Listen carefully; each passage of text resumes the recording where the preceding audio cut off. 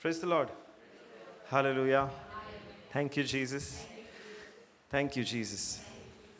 Thank you, Jesus. Let's close our eyes. In the name of the Father, and of the Son, and of the Holy Spirit. Amen. Thank you, Abba Father. Thank you, Jesus. Thank you, Holy Spirit. Thank you, Lord, for this beautiful day that you have given to us. Yet another day where you have called us to learn of your love for us, to learn of your nature, your character. Thank you, Abba Father, that you have called each and every one of us for your purpose. You have saved us and you have sanctified us.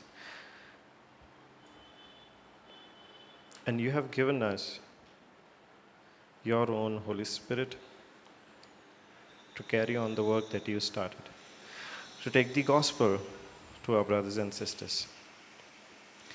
Thank you, Abba Father, that by the power of the Holy Spirit, you are speaking to each one of us, each and every day of our life. Lord, sometimes we fail to hear your voice. But even in that, Lord, I thank you that you don't give up on us, that you also teach us how to recognize your voice. You called us your own. And even when we are faced with extremely difficult situations, where things seem to go so wrong, I thank you, Lord, that you continue to speak to us. Lord, I thank you that you are speaking to us right now.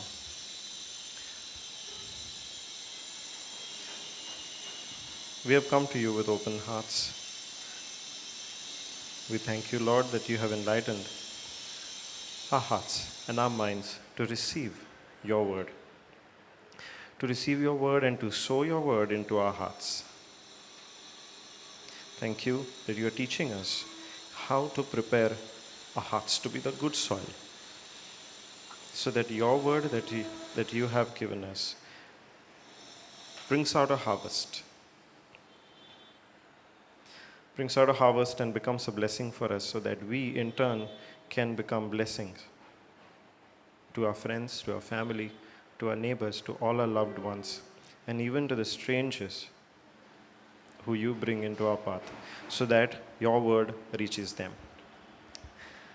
That's your goal, Lord, and you are working towards that. You are always mindful of that. And thank you that as we walk on your path, you are guiding us, you are leading us with your word, gently nudging us into the path that you want us to follow, gently nudging us to take the step that you want us to stay. Thank you, Jesus, that you shed your blood to save us. And it is through that price that you paid, we are all here today, gathered in your name, Lord. Learning more and more of your sacrifice and what your sacrifice did for us on the cross.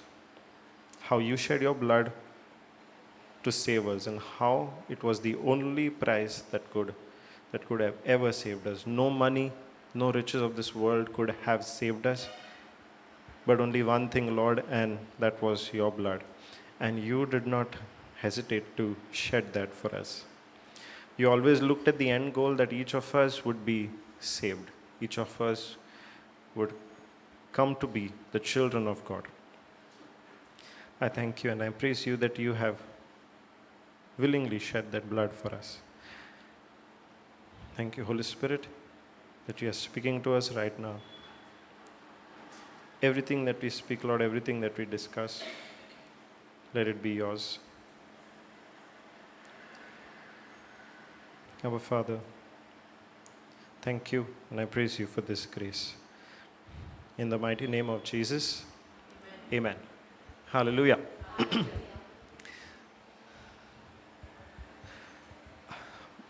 I'll start with a question, okay? Now, you give me a very honest answer, okay? How many of us see the full glory of God in our life? How many of us see the full glory of God in our life? See, Jesus, I'm asking you this question because Jesus is the same yesterday, today, and forever. Yes? Now, Jesus once upon a time walked on water, healed every person that came to him. Yes? He spoke the word, he touched, he touched the deaf, he touched the blind, he extended his hand to the lame who could not walk and they walked.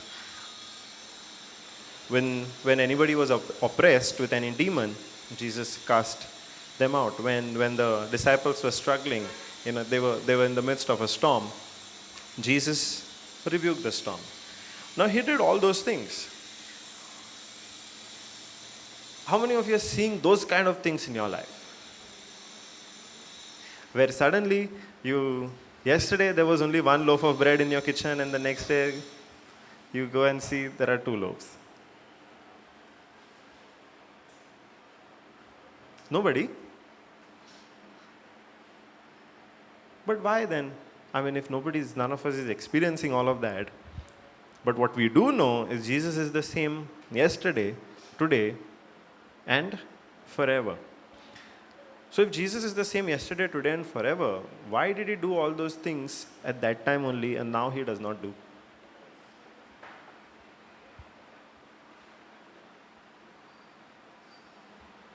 He stopped doing all those things.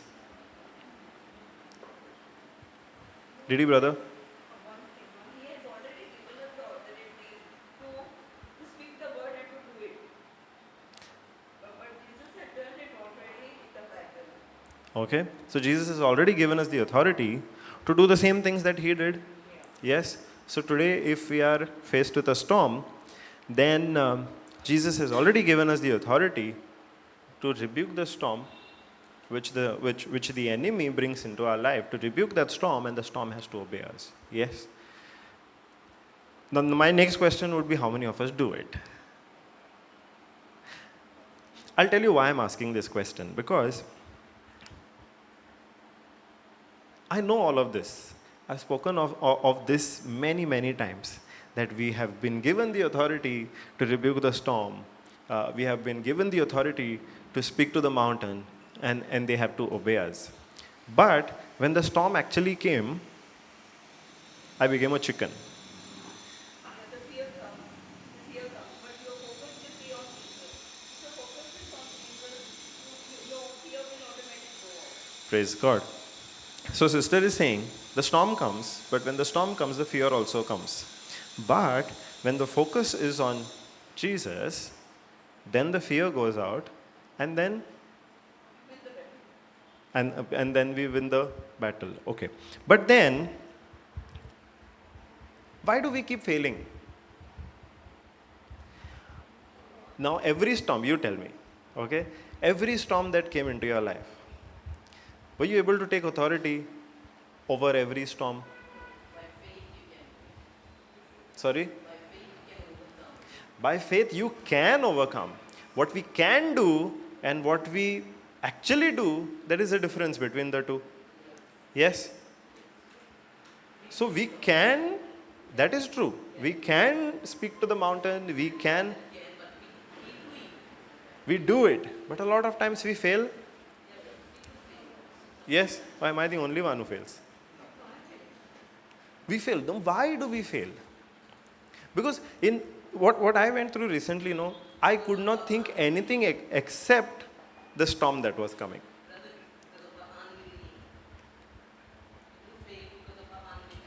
You say because of our unbelief. What is unbelief? We don't believe that we can do it. But you just said you can do it. We don't believe that we can do it. Okay? We don't believe that Jesus has given us the authority over the mountain, over the storm, over every problem. He has given us the authority. We don't. Yes, that is one kind of unbelief where we are ignorant of the fact that Jesus has given us that authority. That is one kind of unbelief. Why else do you think when the storm comes, we forget everything? Sometimes we may even know, we might be even aware that we have the authority, but even then we fail. Then the storm overpowers us. Why do you think that happens?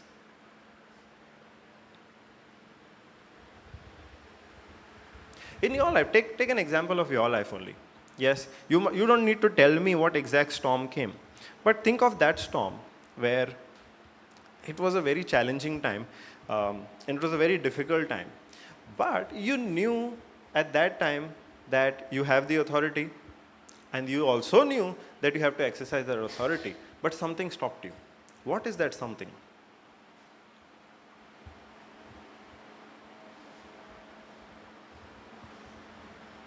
What is that something? Satan stopped you? He came with this. Fear stopped you. Okay, okay. What else? Who said fear? You said fear, sister. You said fear. No, fear is the answer for everybody. Come on, the others, tell me. Doubt stopped you. Okay. Doubt, doubt, doubt on what?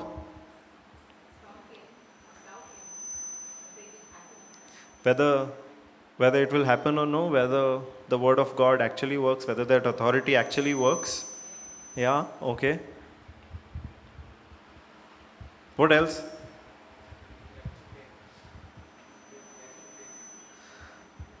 A lack of faith. Okay. What else? The others are saying, what are you asking us? No storms have come into our life. Okay. Now, I'll tell you about myself. You said a doubt came, a fear came. Um, there was another answer. What? Lack of faith. So, you know, what stopped me from exercising my authority is that all I could think about was what is happening. All I could think about was the situation. The focus shifted completely from the Word of God. And that was where the pressure was so much uh, that I could not think anything beyond what the situation is, what the pressure is. And that's what I could not even think about the word. So, how do I go and apply the word? Correct?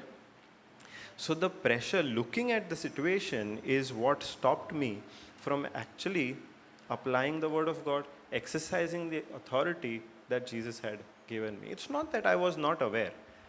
I knew Jesus has given me the authority. I knew Jesus has given me His power, the Holy Spirit, to take authority over the storm, over the mountain, speak to the mountain, speak my desires. All of those things I knew. But the pressure built up so much that all of those things were forgotten. I could not remember. In that time, when I was on that hot seat and the fire around seemed to be so big, I could not even think about what God had asked me to do. Everything was completely forgotten. I had spoken of this so many times. I have preached on this. But when the actual pressure came, when the fire started, that's when everything was forgotten. Has it happened to you? In good times, it's very easy to say God has given us the authority.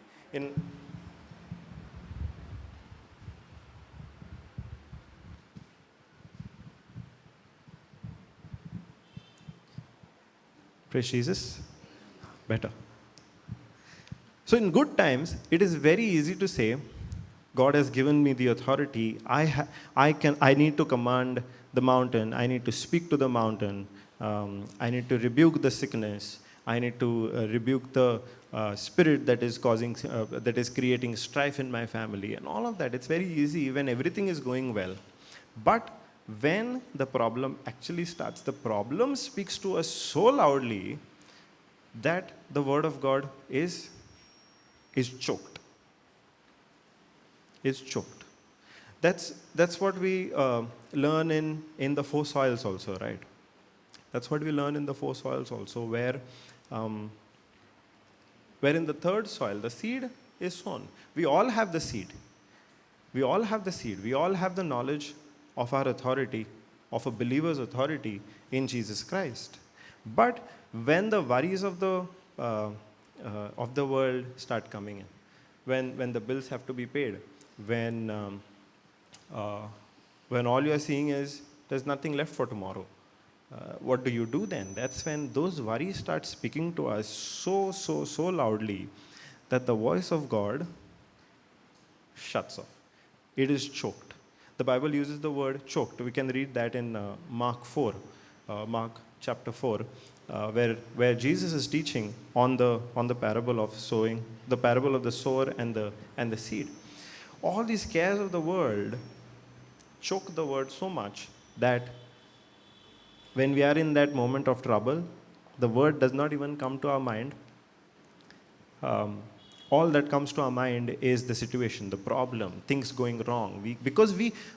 Why is that? Because with our natural eyes, we can see things going wrong, right? Now, the Word of God, the authority, can we see that authority? Can we feel that authority? Now, Jesus has given us the authority. But the sword that we have to use, it's not a physical sword that we carry it in our hand, no. Now, if we have to carry a physical sword, then maybe we would have felt a little more confident. But now we cannot even see the sword. What we can see is the problem. And that problem starts speaking to us louder. When there is no money in the bank account, that speaks to us because we can see that with our physical eyes. When there is no food at home, then we can see that problem with our physical eyes. But my God shall supply all my needs. Where is that? Can we see that? It's hard to believe that because we cannot see it. Now that happens because we are more trained to rely on our senses than the Word of God. Right from childhood. Yeah. What have we been taught? Seeing is believing. Seeing is believing. That means what we see, we find it very easy to believe that. What we cannot see, then that doubt comes. Then we start shaking. We cannot even see it. How do we actually know whether that is true or no? What we can see becomes more real. Yes? Now, if this is the problem, the underlying cause of that problem is that I'm going to use the word consider, and let's break that down, okay? The underlying cause of what we go through, when the problem actually comes and we feel paralyzed, we can't do what the word actually asks us to do, what Jesus actually asked us to do, we fail to exercise our authority, is because of what we consider. Okay? Note down that word, consider. Now what if I use the word consider? Yes. Sorry, brother, I forgot. Okay? So, आता म्हणटालें ते भाशेन देवाचें उतर जायते पाटी हें जाता की देवाचें उतर आमकां कितें सांगता तें आमकां खबर आहा. आमी जो आमच्या जिवितांत प्रॉब्लम येता ताचेर आमकां हुकूम घालूंक जाय म्हूण जेजून सांगलां हें आमकां खबर आहा. वय त्या प्रॉब्लमाचेर हुकूम घालपाक जेजून आमकां आपलो अधिकारूय दिला, पवित्र आत्म्याची पदवी आमचे भितर दिल्या, तिवूय आमकां जायते पाटी खबर आसता. वय पूण जेन्ना प्रॉब्लम येता तेन्ना आमी तो जेजून अधिकार दिल्लो आहा, जी पवित्र आत्म्याची पदवी आमचे भितर देवान घातल्या, ती आमी एक्सरसायज करिना, ती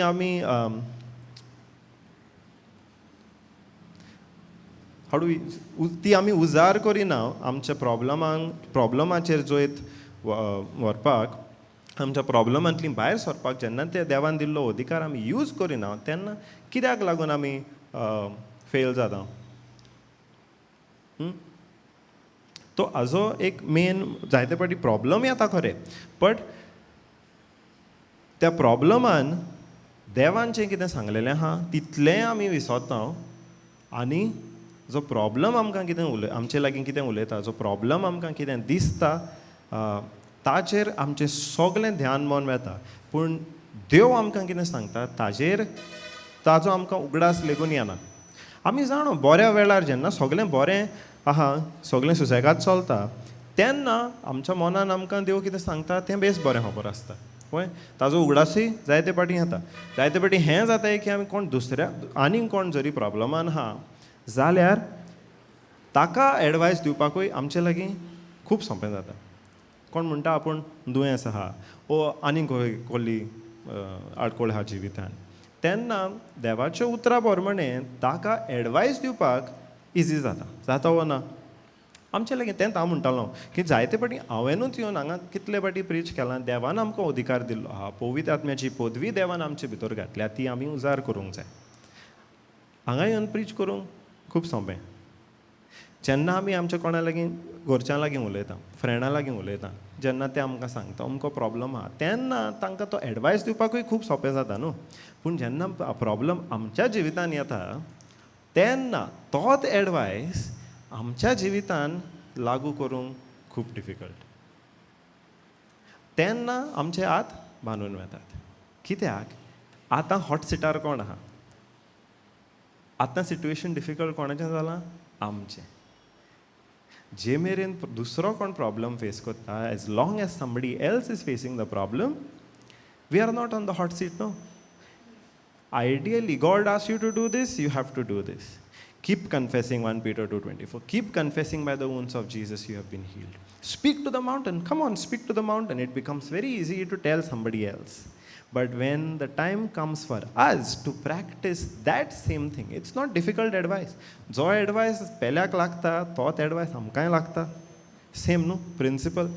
जी authority ताका दिल्ली आहा तीच ऑथॉरिटी आमकांय दिल्ली आहा. But it becomes very difficult when we are in that hot seat, because now the problem start speaking to us directly. जो प्रॉब्लम आहा तो आमचे लागीं उलोवंक लागता. आनी जेन्ना प्रॉब्लम आमचे लागीं उलयता तेन्ना आमकां आनी देवाचो आवाज आयकूं येना. फकत जो कितें प्रॉब्लम सांगता तोच आवाज. तुज्या बँकान पयशे ना, तुजीं भुरगीं पळय कितें करतात, तूं सारको फेलियर, हेंच आमकां आयकूं येता. आनी हो जो आवाज, प्रॉब्लमाचो जो आवाज आहा तो देवाच्या आवाजाकीन व्हडलो जाता.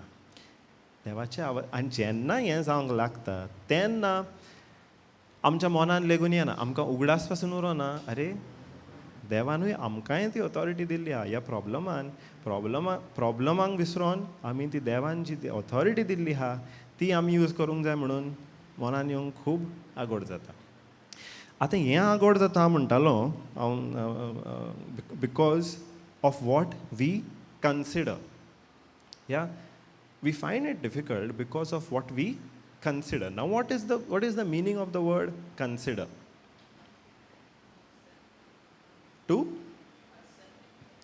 To accept it, okay, fair enough. What else?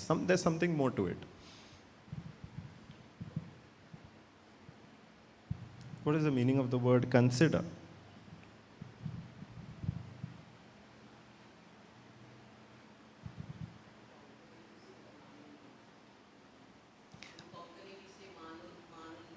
कोंकणीन म्हणटा आमी मानून घेता. No, there is still something more to it. Okay, एक example देता. Okay, let's say somebody comes and gives you some advice. You have a business, for example, okay, and you want to grow your business, and your friend also has a business. Okay, you go and talk to your friend saying, my business, it's doing well, money has just started coming in, now I want to invest that money back into the business and grow that business. And that friend gives you some ideas, okay, to invest that money to grow your business. And you tell that friend, okay, I'll consider your ideas. I'll consider your ideas. When you say that, I'll consider your ideas, what do you actually mean by that? That I'll consider your ideas, I'll consider what you're saying.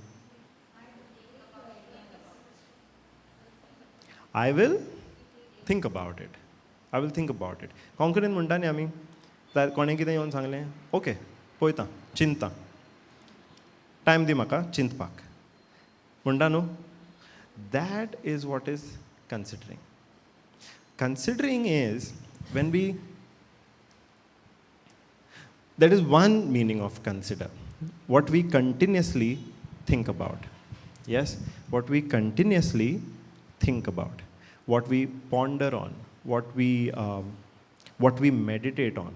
We are very familiar with the word meditate. Yes, we meditate on the word. Meditating is what?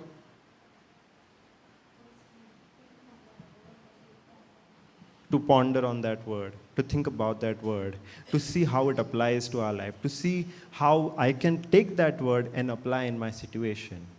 That is how we meditate on that word, when it's constantly running in our mind. Consider is the same thing. Consider is the same thing. Now, like I said, we fail to apply the word in the midst of our problem. जेन्ना problem येता तेन्ना देवाचें उतर जें कितें सांगता तें आमी करूंक पावना, because what we consider is not the word of God, but rather the problem. What we constantly ponder on is not the word of God, but the problem. What we meditate on is not the word of God, but the problem. आमी जें चिंतोत रावता तें कित्याचेर चिंता? देवाच्या उतराचेर न्हय, प्रॉब्लमाचेर. सो मनान कितें घुंवता फकत? प्रॉब्लम. देवाचें उतर न्हय, पूण प्रॉब्लम. मनान फकत तो प्रॉब्लम प्रॉब्लम प्रॉब्लम प्रॉब्लम तोच घुंवत आसता मनान. आनी जरी तर मनान फकत प्रॉब्लम घुंवता, थंयसर देवाच्या उतराक आनी प्लेस खंय आहा? बिकॉज आमी फकत चिंता प्रॉब्लमाचेर. फकत चिंता आमी प्रॉब्लमाचेर. आतां प्रॉब्लम तर सगल्याच्या जिवितान आसता, वय. प्रॉब्लम तर जावन व्हडले जावं धाकटे. पूण जो आपल्या भावार्था वरवीं त्या प्रॉब्लमांतलो भायर सरता, त्या प्रॉब्लमाचेर जैत व्हरता, डिफरन्स तांच्या दोनांय मदें आसता की एकलो कन्सिडर करता वो एकलो चिंतोत रावता प्रॉब्लमाचेर, आनी दुसरो कन्सिडर करता वो चिंतोत रावता देवाचें उतर. देवाचें उतर. आतां एक जरी एग्जाम्पल घेतलो, आनी हे एग्जाम्पल घेवपाक म्हाका लायक, बिकॉज बायबलांतल्यान जे कितले एग्जाम्पल दिल्ले आहा आमकां, ते जरी एग्जाम्पल आमी घेतले, त्या एग्जाम्पलांतल्यान आमचो भावार्थ आमी कसो वेव्हारांत घालूंक जाय, जेन्ना वादळ मोड येता तेन्ना आमी कितें करूंक जाय, तातूंतल्यान शिकपाक देव आमकां खूब बरे भाशेन शिकयता. वय. आतां जरी तर आमी हें कन्सिडर उतरूच घेतलें जाल्यार अब्राहमाचो एग्जाम्पल घेवया. वय. आतां अब्राहमाची स्टोरी आमी सगळीं जाणा. We all know the story of Abraham, right? Abraham was living a nice comfortable life. Yes. Then God speaks to him and he says, come out of your father's house and go to the land which I'm going to show to you. Yes.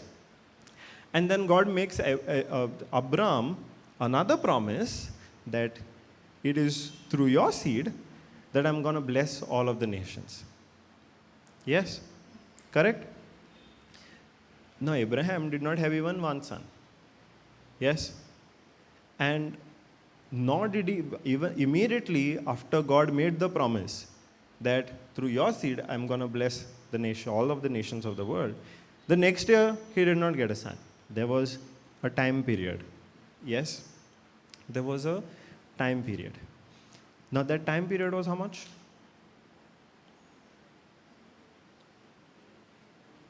What was the time period between the Abraham receiving the promise and the promise being fulfilled?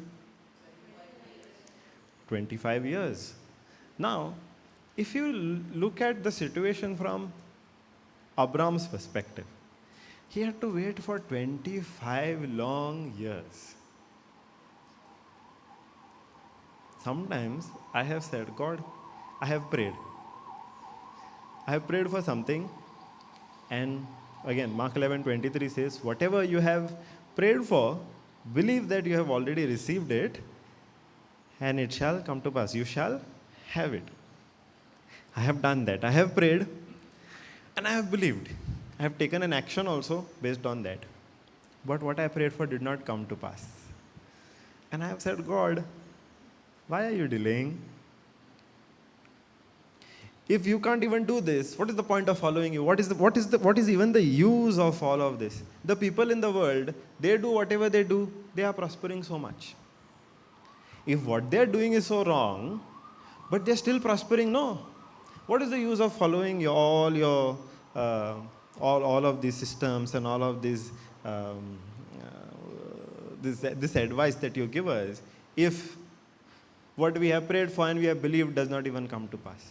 It's been months that I've been waiting now. I needed this 6 months ago. Still it has not come to pass. What is the use? Happens like that? No? I'm the only one? Happens, no? Praise God. These thoughts come. That we prayed, we believed, we took an action based on our believing. Still it has not come to pass. If it is not coming to pass, what's the use? I'll just do. I was much better off with what I was doing before than I am right now. Correct? Now, don't you think these thoughts would have come to Abraham when he was waiting for 25 years? What are the chances? What are the chances? Now, his situation also was that he was getting old, not that he was getting young, no. When he received the promise that time itself, he was what? 75. How many of you are 75? Close to 75. We are much younger. Yes? But at that age, Abraham receives a promise. First of all, it's late. At the age of 75, God is saying, now I'm going to give you a son. First of all, it's late. And then he has to wait for another 25 years. 1 year passes, we'll start getting impatient. I know, I'm not pointing any fingers to you, okay? I myself have gotten impatient. I have gotten impatient when I have not seen the result in 1 week. I know why it's taking so long. God, what am I doing wrong? What am I not doing? Should I do something more? So that what I'm believing for comes faster, happens. Yes? We have started getting impatient. Now, imagine Abraham's situation. 1 year comes, goes. 2nd year comes, goes. 3rd year comes, goes. 4th, 5th, 6th, 7th, 10th year also, no sign of the son that God had promised. Don't you think he had every opportunity to say, God, I don't think what you remember what you promised? Looks like it does not come to, it's not going to come to pass. Yes? Now in that also he faltered. Yes? In that also he faltered. And he tried to make the promise happen through his own ways. Yes? But God immediately corrected him saying, no, you are not going to, your heir is not going to be the son that you have produced by your own efforts. The promise is yet to be fulfilled. And it is through that promise, through that son which I'm going to give you, you are going to be the father of many nations. He still had to wait. Yes? Now, what was he doing in this waiting period? He was not complaining. He was not thinking that God is not able to fulfill his promise. Doubting. Doubt could come, no? God, is God really able to now? He has promised. It's been so many years. What is happening? He did not spend his time doubting the word of God, the promise that God had made to him. Rather, he kept on believing that what God has promised, God is surely able to perform. God is surely 100%, without a doubt, able to perform what he has promised. What was he considering? Janna Abraham ang Janna देवांची बासावणी केल्ली की अब्राहामाक एक पूत जातलो आनी त्या पुता वरवीं अब्राहाम जायत्या राष्ट्रांचो बापूय जातलो म्हणून जेन्ना ती बासावणी अब्राहाम पळयता पुरी जायत ना 1 वर्स जालें 2 वर्सां जालीं 3 वर्सां जालीं 10 वर्सां जालीं तेन्ना एवरी चान्स आहा एब्राहामाक दुबावपाक न्हू पूण अब्राहाम दुबावना कितें कोत्ता अब्राहाम अब्राहाम सोत मानीत रावता की जें देवान बासायलां तो वेळ लागला खरो पूण ताचो मिनींग हो न्ही की देवाक तें जें आपणें कितें बासायलां तें करूंक जायना म्हणून Abraham was not considering or not even thinking that God is not able to do. All the time, he was only considering, he was only pondering, he was only thinking that God is fully able to perform the promise that he has made. Now, ताजें situation अशें हाल्लें की तो जाणटो जायत वेतालो पिरायेन तर तो वाडत वेतालो हें ताजें सिट्युएशन हाल्लें आनी दुसरी हाल्ली ती एक तर सिट्युएशन ताजें that he was getting older and older and older. Secondly, his wife was unable to bear children. His wife was barren. Now he has to look at that also, no? If his wife is not able to produce children, how is he even going to get a son? How is it even possible? He tried to make it happen with one of his servants, his wife's servant, but God says no, that's not the heir that I promised to you. You're going to get a son through Sarah. Now Abraham has to think, Sarah is unable to bear children. How is the promise going to be fulfilled through Sarah? Doubt comes. Yes? When we are in this situation, when God has promised us something, but the situation speaks something completely opposite. Situation talks to us something completely opposite. Doubt comes to our mind also, saying, the situation is this. How is it not gonna, how is the promise gonna be fulfilled? What we can learn from Abraham is that he did not consider, he did not ponder on, he did not think about any of these things which he could see. ताजें situation ताका सारकें negative दिसतालें तें situation जरी पळोवपाक गेलो एब्राहाम जाल्यार त्या सिट्युएशनान ताका होपूच नाहलो आपूण तर जाणटो जाल्लो खरो आपल्याची बायल कितें म्हणटा वांजडी आपल्याची बायल वांजडी हाल्ली ह्या सिट्युएशनान देवाची प्रॉमिस देवाची जी भासावणी आसली ती कशी पुरी जातली हाल्ली डावट येवपाक सगळो चान्स आसलो न्हू बट डावट एब्राहामाच्या मनान येवंक ना कित्याक तो ताजे वयर चिंतीत नाहलो ताका पडोनूच वचोंक नाहल्लें की सिट्युएशन कितें पळय तें की आपूण जाणटो जाता आपल्याची बायल वांचडी हाल्ली तें ताजेर तो चिंतीत नाहलो कित्याक जरी तो रोमन्सान आमी वाचलें Romans chapter 4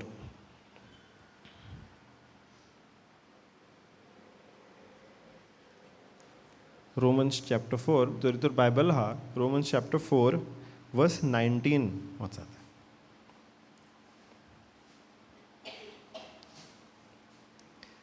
Romans chapter 4 verse 19 आमकां सांगता Abraham did not weaken in faith. ताजो भावार्थ जो ताणें देवाचेर दवरलेलो तो उणो जावंक ना कित्याक because he considered not his own body, considered not. If we say it differently, we can say that Abraham did not weaken in faith. That means tazo bhavarth alunk na, tazo bhavarth weak zaunk na, because he did not consider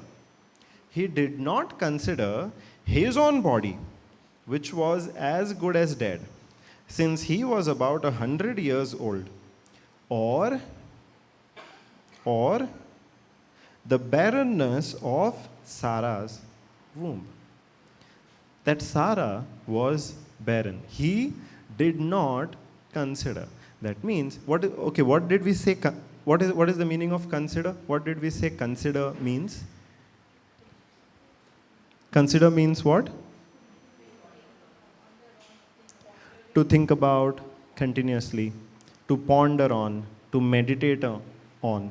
What? So, the Bible tells us that Abraham did not think about, Abraham did not ponder, Abraham did not meditate on what the situation told him. That he was already 100 years old and his wife Sarah was barren. की ताची कूड already 100 पिरायेक पावलेली आनी ताजी बायल वांचडी हाल्ली.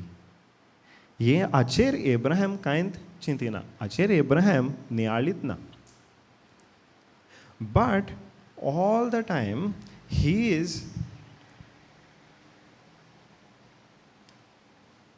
is only thinking that no matter what the situation is, situation कितें जावं, Abraham चिंता situation कितें जावं, देव आपल्याचो हॅज दी एबिलिटी, देवा लागीं पदवी हा, तें सिट्युएशन कितें जावं, जें देवान आपल्याक बासायलां तें देव पुरें करतलोच. एक 2 वर्स आमी फुडें वचून वाचल्यार वर्स 21 आमकां म्हणटा, Abraham was fully convinced that God was able to do what he promised. Now, can you be convinced about something without first thinking about it? Let's take the earlier example only. Yeah, you have your business, you want to grow your business. Now, your friend who has a business has given you some ideas. Yeah, initially only you'll be convinced about the ideas. No. You have told him, let me think about them. Let me consider your ideas. Now, if you are convinced about one idea, that means you have spent some time thinking about that idea. You have spent some time pondering on that, meditating on that idea, how it's going to happen, what do I need to do? Yes? It's because you are convinced regarding that idea because you have spent some time thinking. Zori tor तूं त्या आयडियाचे sure आहाय की ही idea हांव accept करता वो हांव घेवन फुडें वता जाल्यार तुवें तो टायम स्पेंड केलो आसतलो त्या आयडियाचेर चिंतपाक. Now over here it says Abraham was fully convinced that God was able to do what he had promised. Could Abraham be convinced on God's ability, no matter what the situation is, without first constantly thinking over what God has promised, without first considering it? Abraham would have not been able to be convinced to this extent. Itlo Abraham sure asung paunchot nahallo if Abraham had not considered ki devachi podvi situationakin खूब व्हडली. आनी जें देवान आपल्याक promise केलां तें आपल्याक दिसता जाय डिले जाता म्हणून. आपल्याक दिसता जायत की तें एक्चुली पळोवंक गेल्यार घडोवन येवंक जायत ना, कित्याक म्हाका तर 100 वर्सां जाल्यार म्हजी बायल तर वांचडी आहा, म्हाका दिसता तें घडोवन येवंक जायत ना म्हणून. पूण देवाची पदवी म्हाका दिसता ताजेकीन खूब व्हडली. एब्राहम हाचेर नियाळ कोत्तालो. एब्राहम नियाळ करी नाहलो की प्रॉब्लम कितें पळय तो. एब्राहम नियाळ कोत्तालो देवान जी कितें बासावणी आपल्याक दिल्या ती म्हजे पदवेन पुरी जावन येवची ना, देवाचे पदवेन पुरी जावन येतली. He was fully convinced that God was able to do, not that I will be able to do. Abraham does not say that the Bible does not tell us that Abraham was fully convinced that he will be able to give birth to a child. No. Abraham was fully convinced not on his ability, but on God's ability. Not on his power, but God's power. Abraham was convinced regarding God and his power and his ability, even though the situation was absolutely hopeless. Why? Because he spent time considering the word of God more than he considered the problem. He spent more time thinking about the word of God, the promise of God, than he spent thinking about the problem. He did not meditate on the problem. He did not meditate on the facts, on what he could see. he meditated on what God had promised. Otherwise, there is no chance that for such a long time, as God was revealing his will to Abraham, Abraham would have been able to stay with patience. Stay with patience.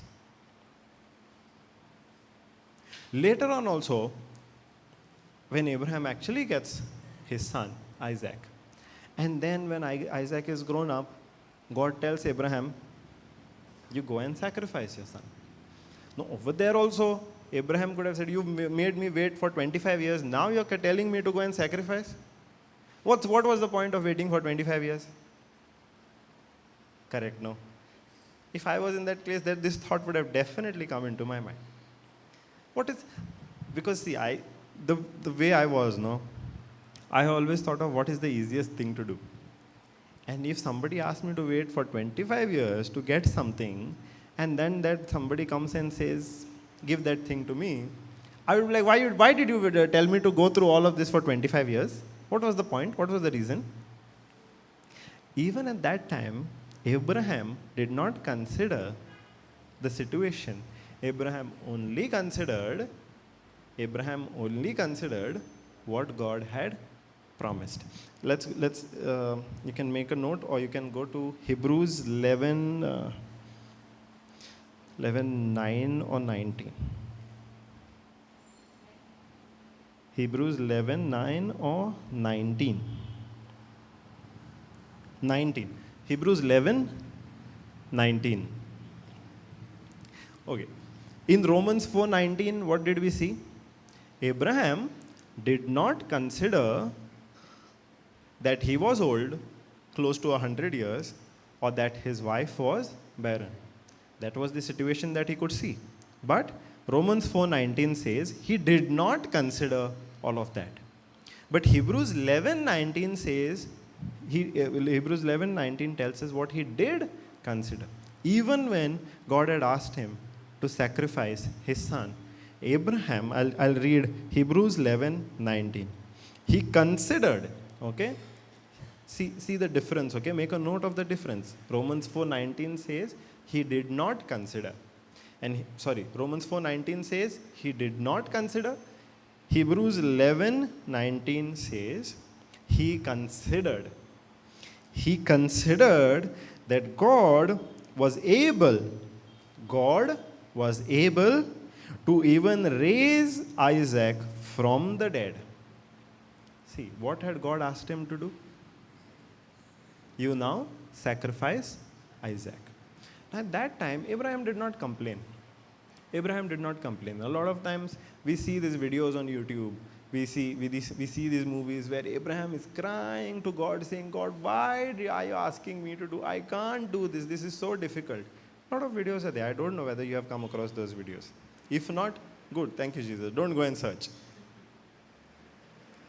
A lot of times we get this idea that Abraham cried and begged God not to ask him to do this. Rodlo, पांयां पडलो देवाच्या, मागूंक देवा लागीं की देवा हें तूं म्हाका विचारी नाका, एकलोच आपल्याचो आपुरबायेचो पूत आनी ताकाच तूं म्हणटाय, ताचीच तूं बोली चोडय म्हणटाय, आपल्या लागीं जावचें ना देवा. आयडिया आमच्या मनान येता न्हू, because the situation for us is very difficult. Yes, the situation for us is very difficult. But Abraham did not do that. If we actually read Genesis chapter 22, Abraham immediately gets up the next day and he tells his son and his 3 servants, let's pack, let's go. तांकां तो सांगिना आपल्या सर्वंट्सांक आनी आपल्या चेड्याक तो सांगिना, आयझॅकाक सांगिना की देवान आपल्याक उमकें सांगलां करूंक, तर कितें करया, भायर या, चल या. He does not do that. He receives an instruction from God. The very next day, he gets up, packs the wood, takes his servants, takes Isaac, and starts walking to the place where God told him, you have to offer the sacrifice. Now, would that be easy for him? Easy step hallo astolo to live with a son like that? Difficult zatolo hallo if Abraham तो चिंतोंक लागलोलो की अरे जोरी तर Isaac मेलो जाल्यार आपल्या लागीं आनीक पूत उरोंक ना, एकलोच पूत आपल्याचो, आयझॅक मेलो जाल्यार कितें जातलें?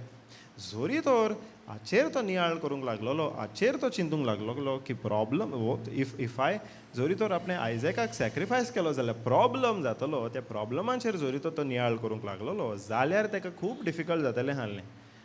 ताच्या घरांतल्यान ताचो पांयच भायर सरचो नाहलो. पूण बायबल म्हणटा तो दुसऱ्या सकाळीं उठलो आनी भायर सरलो. कित्याक? Because Hebrews 11:19 says he considered that God was able to even raise him up. ताजें चिंतप कितें आहलें? नॉट की आपल्याचो पूत मोडटलो. ताजें चिंतप आहलें, his consideration, his meditation was की जर पूत मेलो लेगून पासून जाल्यार देवा लागीं पोतवी आहा त्या पुताक पोत्तून जिवंत करूं. ताजें कन्सिडरेशन, ताजें चिंतप, ताजें मेडिटेशन प्रॉब्लमाचेर केन्नाच नाहल्लें.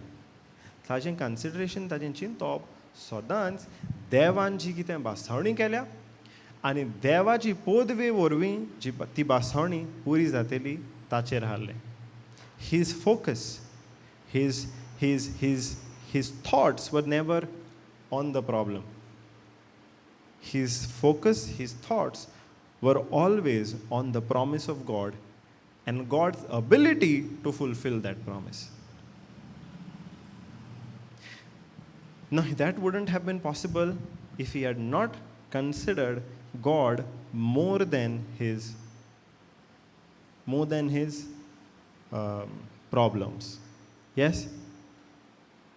So when we are faced with a problem and all that we forget to apply the word, to exercise our authority, it's because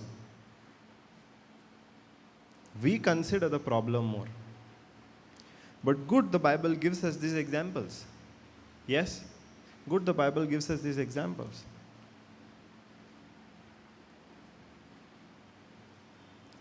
Hallelujah. Thank you, Jesus. Now, I was talking about myself. I was only thinking about the problem, nothing else. The problem had become so big for me. The problem had become so big for me that the Word of God was completely choked. Now, if I have to consider God's Word, His promise, more than the problem, then what do I need to do? Now we have the problem. God surely has given us a solution also. Yes. So how do we deal with this problem?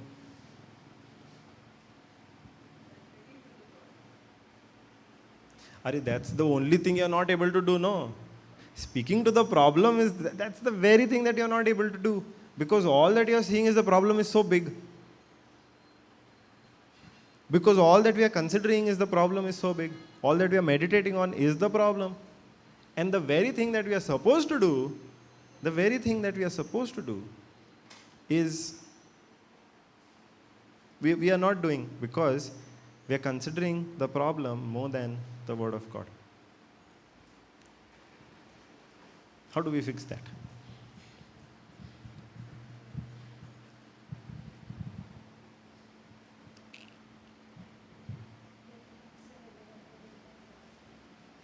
We consider that the Word of God is more powerful.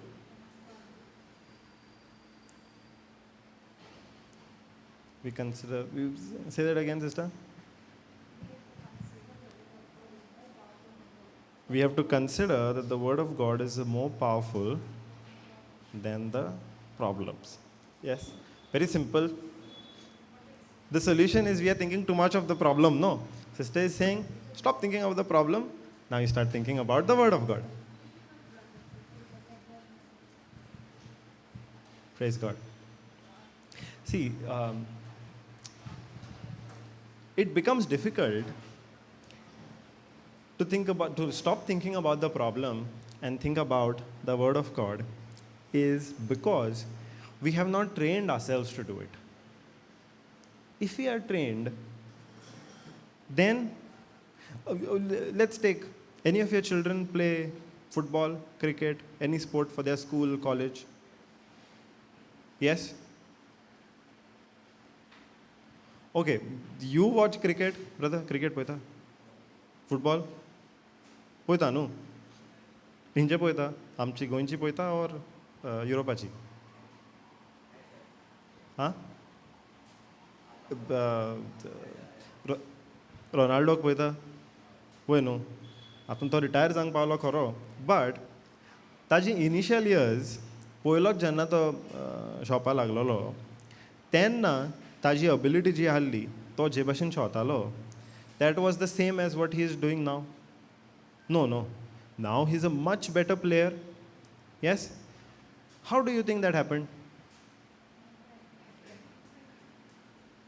He spent all those years प्रॅक्टिसींग.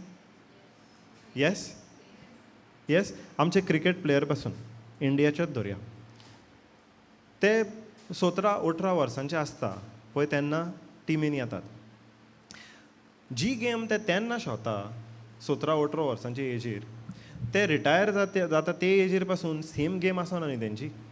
Game improve जाता, तांची skill improve जाता. कित्याक लागून?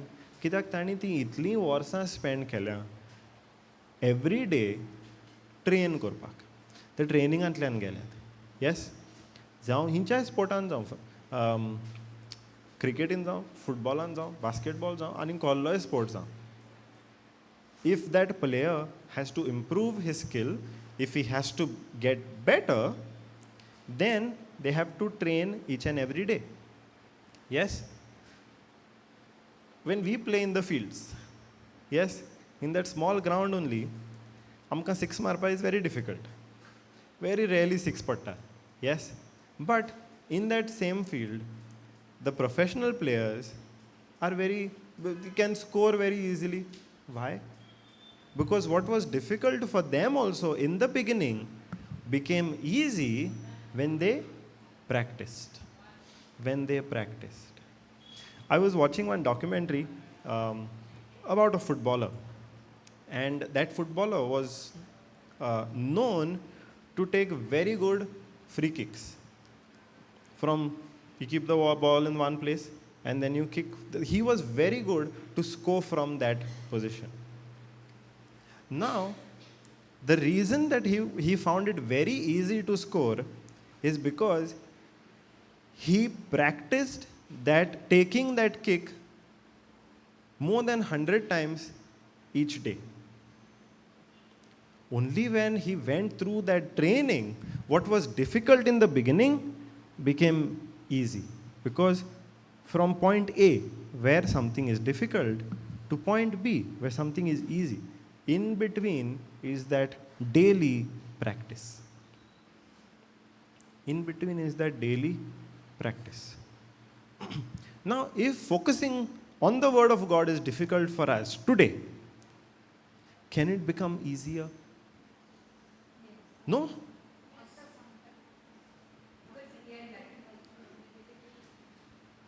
It can become easier. When will it become easier? When every day we are training our senses. We are training our senses to focus more on the Word of God. It's that training. Yes. Now here comes becoming. Okay, I'll take an example. In the beginning, the apostles also found it very difficult to believe what Jesus told them. Agreed? Agreed, no? For a long time, I had this question. Because in the beginning, so how I came into the Word is, first I ignored the Word. Yes? Whatever teachings were shared with me, I was like, 3 varan kon poitalo. It's not interesting. 3 varanchi movie torin poila, it was better. 3 varan movie papa kai problem na. 3 varan teaching aikopak आवय जोडाय लागता ती इली no. My experience, I'm not talking about yours, my experience, I was like this. You can ask my wife. 3 वरांचे video आणि पापाचे video तोच आसताले न्हू पयलींचे. 3 वरांचे सकल आसना हाले, आतांय आसतात. 3 वरांचे सकल आसना हाले. So I ignored that word for a very long time. पळयत नाहल्लो. But there came a situation where I was desperate And at that time, the Holy Spirit inspired that some word be shared with me. And at that time, I accepted that word. Now, after that, I kept thinking about how God has healed me.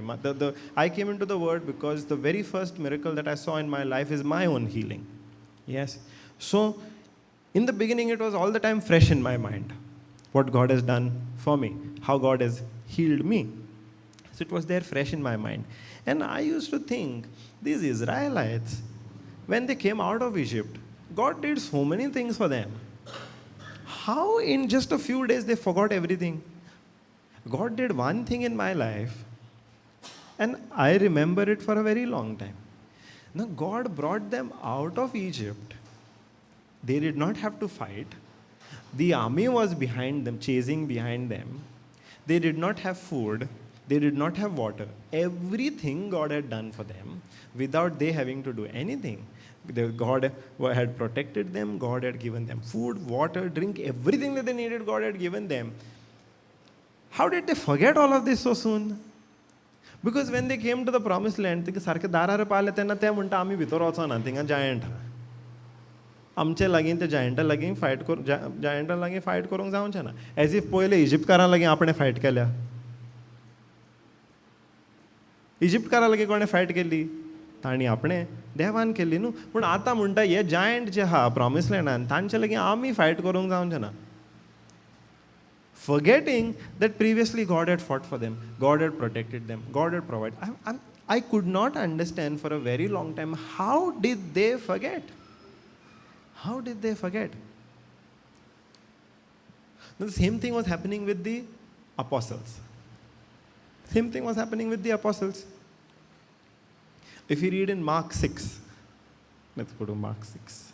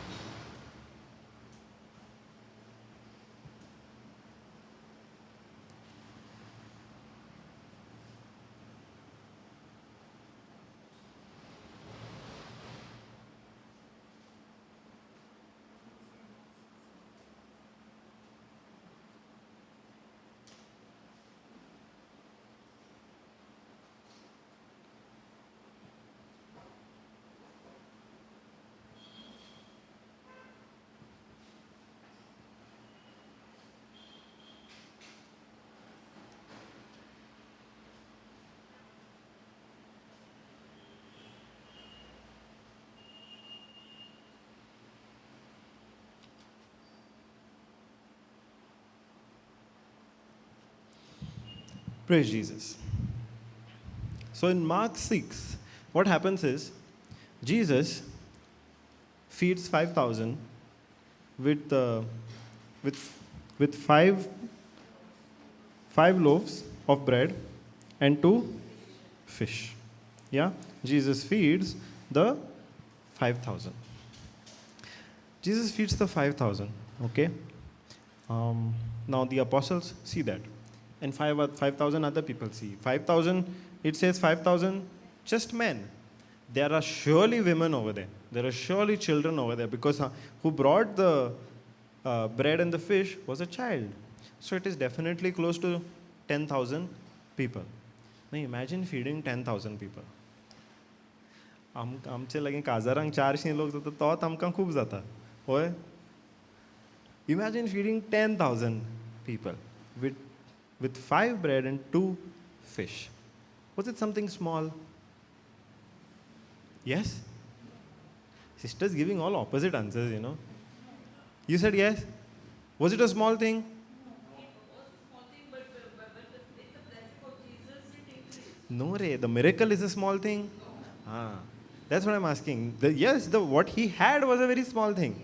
But That was multiplied and that became huge. But the miracle itself, feeding 10,000 people out of this small portion of food that he had, was not a small thing that they witnessed. No, it was a big miracle.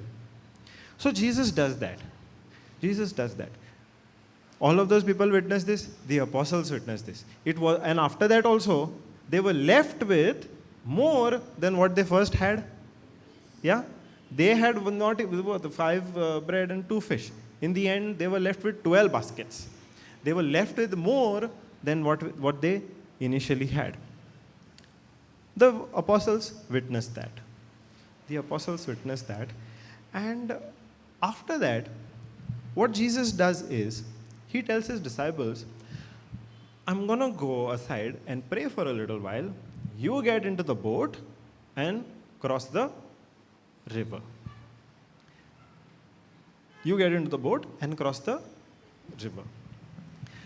Now when that is happening, when the apostles are in the boat and they are in the middle of the river, there comes a storm. There comes a storm.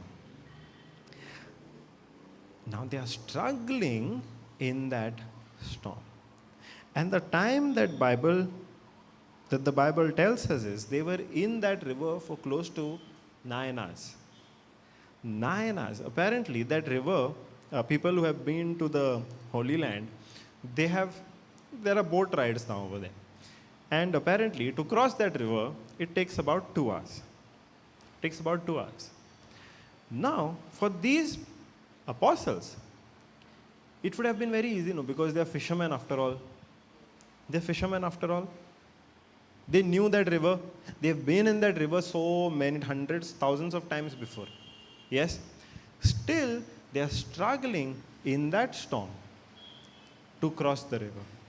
And they are stuck in the river for 9 hours. Let's read about that. Immediately, he made his disciples get into the boat and go before him to the other side, to Bethsaida, while he dismissed the crowd. And after he had taken leave from them, he went up on the mountain to pray.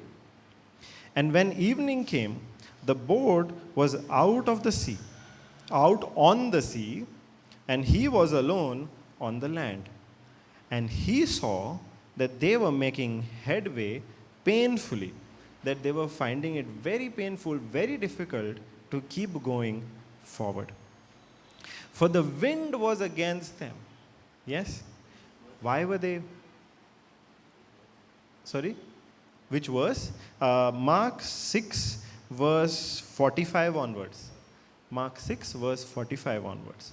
So, this fishermen who are so used to sailing in that same sea, now they are finding it so difficult and so painful to cross the sea.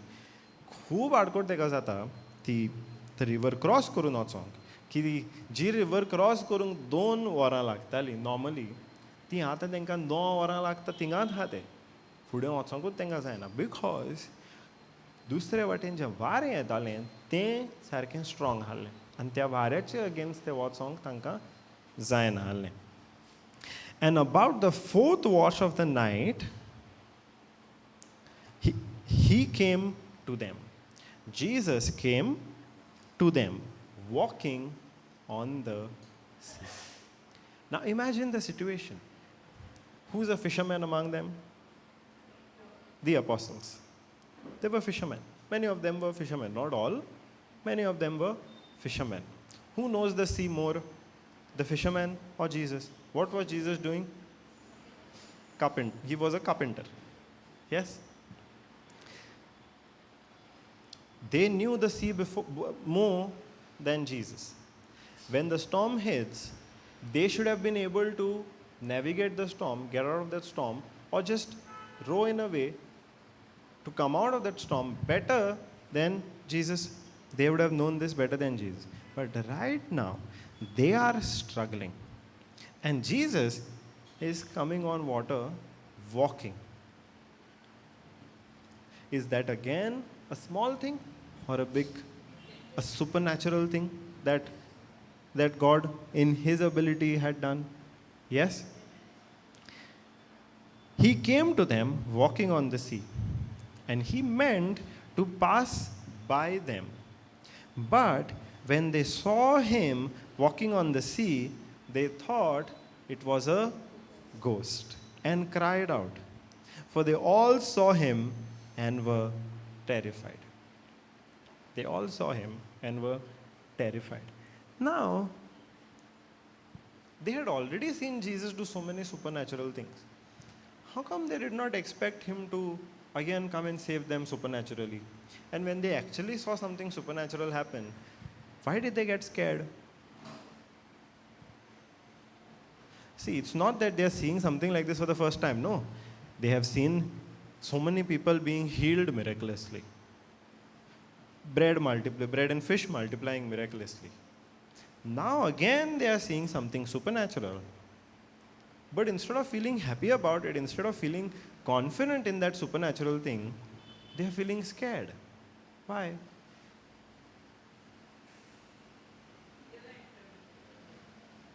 Fear entered, yes, but then that's the thing I'm asking you.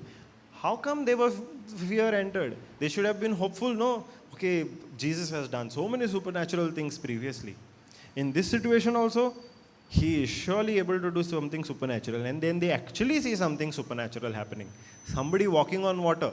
Something impossible, right? Nobody can do that. No man can walk on water. And now they are seeing some man walking on water and coming to them.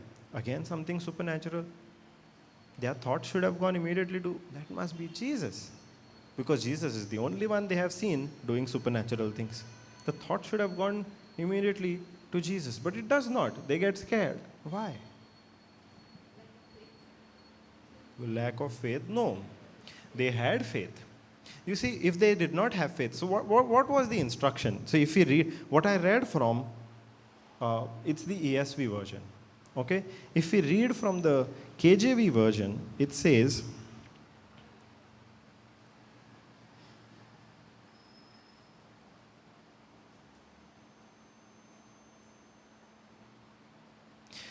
KJV version, verse 45 says, and straightaway he constrained his disciples.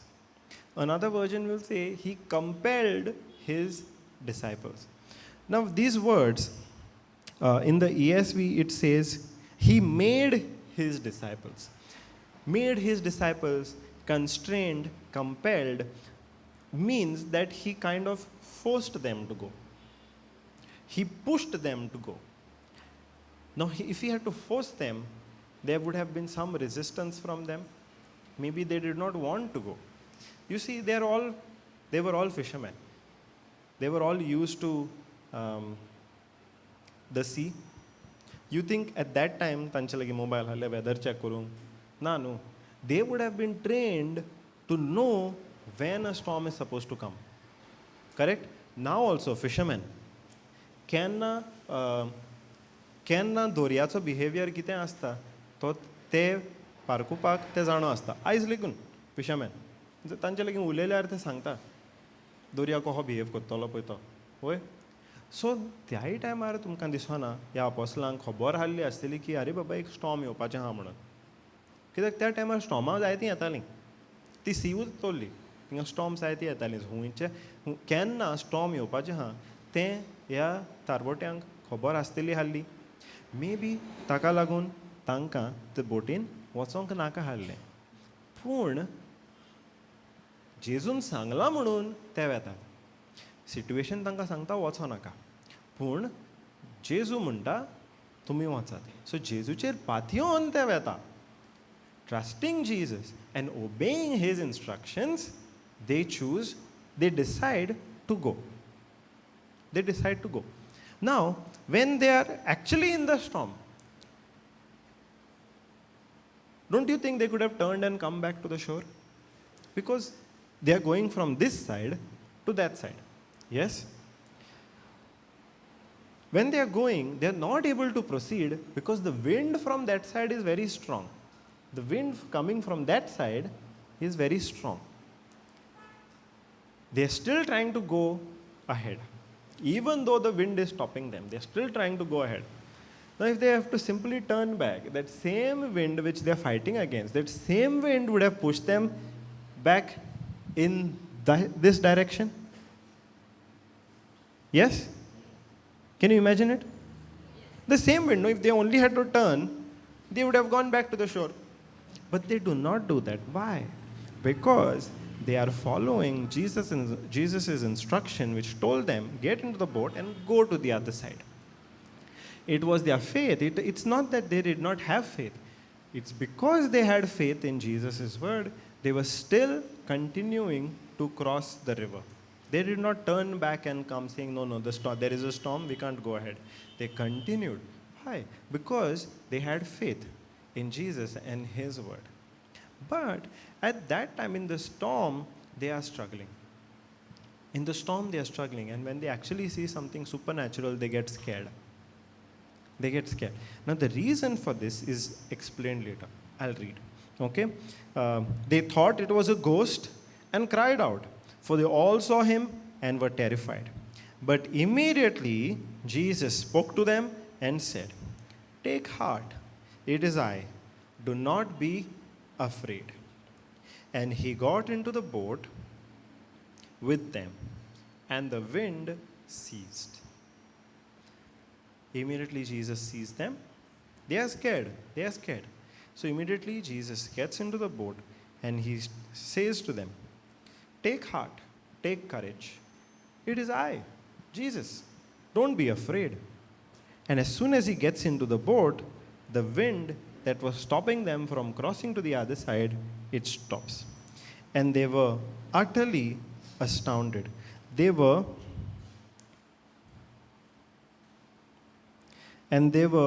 so amazed in themselves beyond measure and wondered. Why were they scared? Why were they so amazed? Is because for they did not consider the miracle of the loaves. For they did not consider the miracle of the loaves. Immediately before this, Jesus had multiplied the food and fed close to 10,000 people. Something supernatural had happened. But when the next moment another supernatural thing happened, they got scared, they doubted, they got into fear because they did not consider the miracle of the loaves, for their heart was hardened. For their heart was hardened. Now we can either be sensitive to the word of God, sensitive to the voice of God, or we can be hardened to it. We can be either sensitive to what God tells us or be hardened to it. Now, whether we are hardened to God or whether we are sensitive to God depends on whether we consider His word or we consider something other than His word. When we consider, when we constantly think about, when we ponder on, when we meditate on the word of God and what He has done, that's when we become sensitive to hearing the voice of God, to obeying the word of God.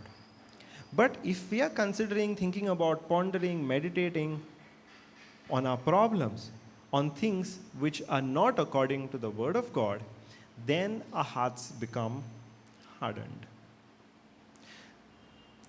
Now, what is the meaning of being hardened and being sensitive?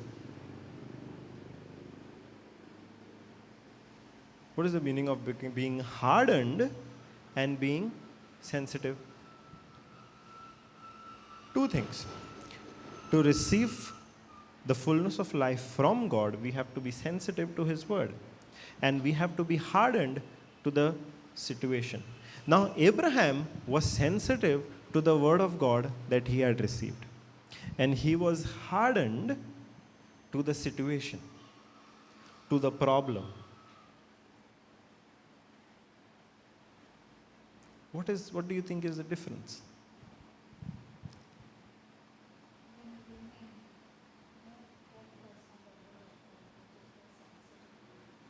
Say that again.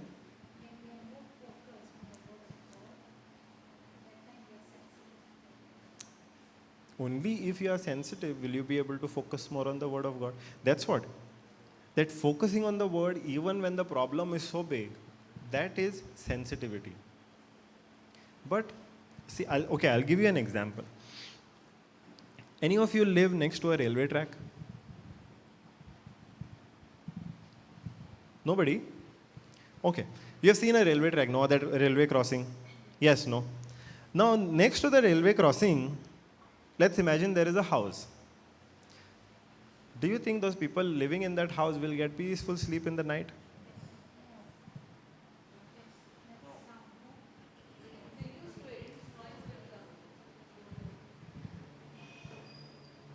So how many say yes? 1, 2, 3. Sister is not sure. 4. The others say no, they will not get peaceful sleep at night. They do get peaceful sleep. Because why? They are used to the sound. See, now, the railway sound is not a small sound, no. Pollan jata to sound. Yes? Why those people are able to sleep peacefully at night is because they are not sensitive to that sound, but they are hardened to that sound. Now the same people, रात एक तांच्या घरा फुडल्यान गेटीर car येयलें, त्या काराच्या सावंडान तांकां जाग जातली. पूण त्या रेल्वेचो सावंड 3-4 रेल्वे पासून रात एक गेली तांकां खबर पासून आसना because they are sleeping very peacefully. Why? Because they have trained themselves to become hardened to that sound of the train, but be sensitive to any other sound that comes. For example, a car. रातच्या 12 12:30 जोरी तर car तांचे गेटीर येवन थांबलें, with that sound, they'll be very alert. But with the sound of the train, it won't even make a difference to them. Because they are sensitive, they have trained themselves to be sensitive to one thing and be hardened to another thing. Okay, another example. You are sitting in your hall, okay? At your home, you are sitting in your hall, the door is closed. Yes? Now outside you have a gate. Correct? Now when you are sitting inside and you hear a gate being opened, and the metal gates, they make sound, no? Immediately you are able to recognize whether that is your gate or your neighbor's gate? Yes? Immediately you are able to recognize that. Why? Because you have trained yourself to be sensitive to the sound of your gate and be hardened to the sound of somebody else's gate. जेन्ना तूं ते recognize कोत्ता रोखडेंच, then as soon as you recognize that it's your gate, you'll go and open the door to see who is come. But if you recognize that it's not your gate, then you'll continue sitting. But how do you know whether it's your gate or somebody else's gate? Because you have trained yourself, you have trained your senses to be sensitive to the sound of your gate and be hardened to the sound of every other gate in the neighborhood. Anybody opens them also does not make a difference. You don't even know sometimes that whether those gates are opened or no. But the minute your gate is opened, your ears are very alert. You immediately know. That is the difference between being sensitive or being hardened. Or, okay, let's take another example so that it's very clear. There are 100 children in this hall. You as a mother will be able to recognize your child's voice?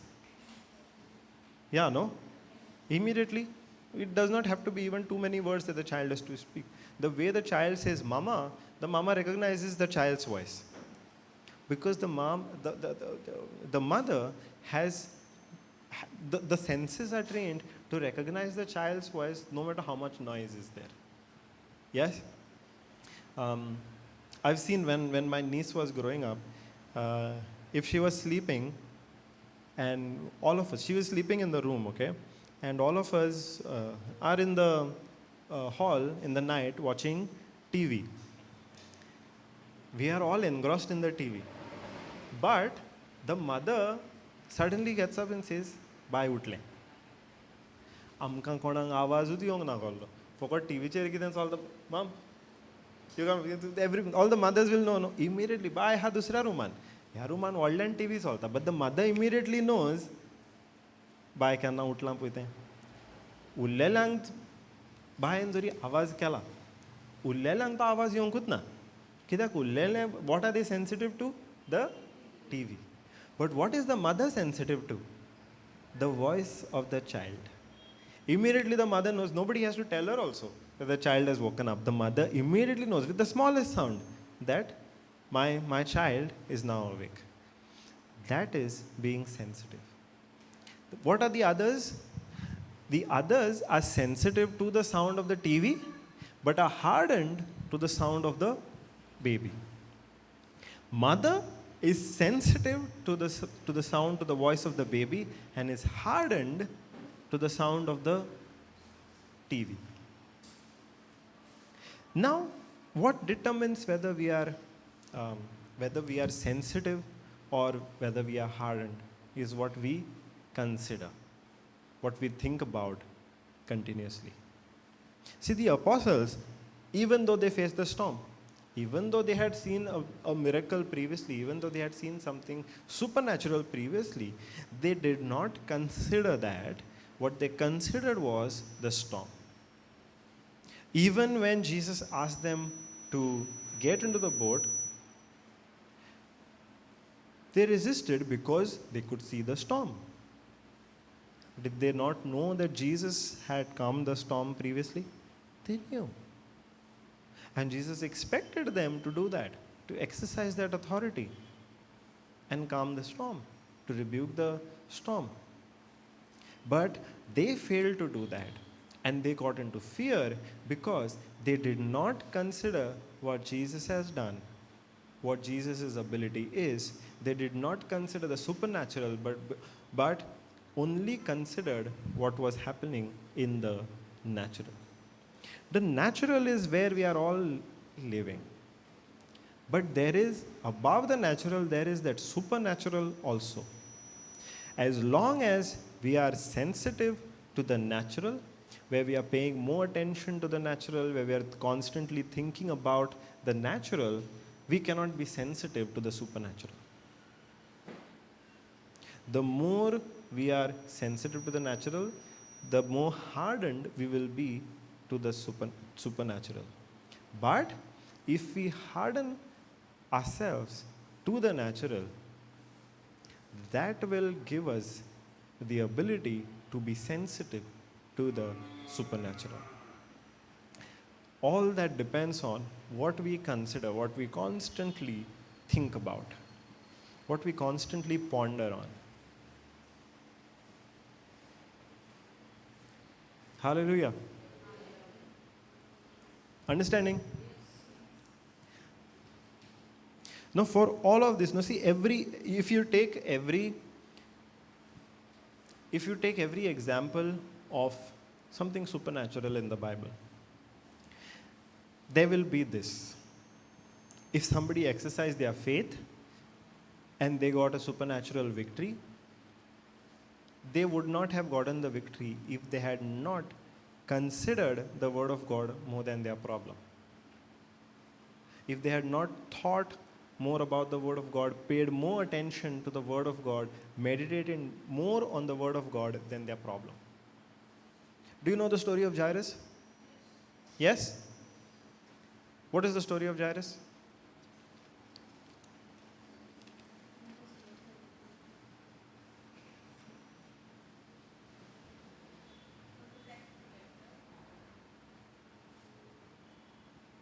What is the story of Gyrus? He was depressed? He was a chief tax collector. No. Gyrus was he was not a tax collector. He was working, he was a synagogue official.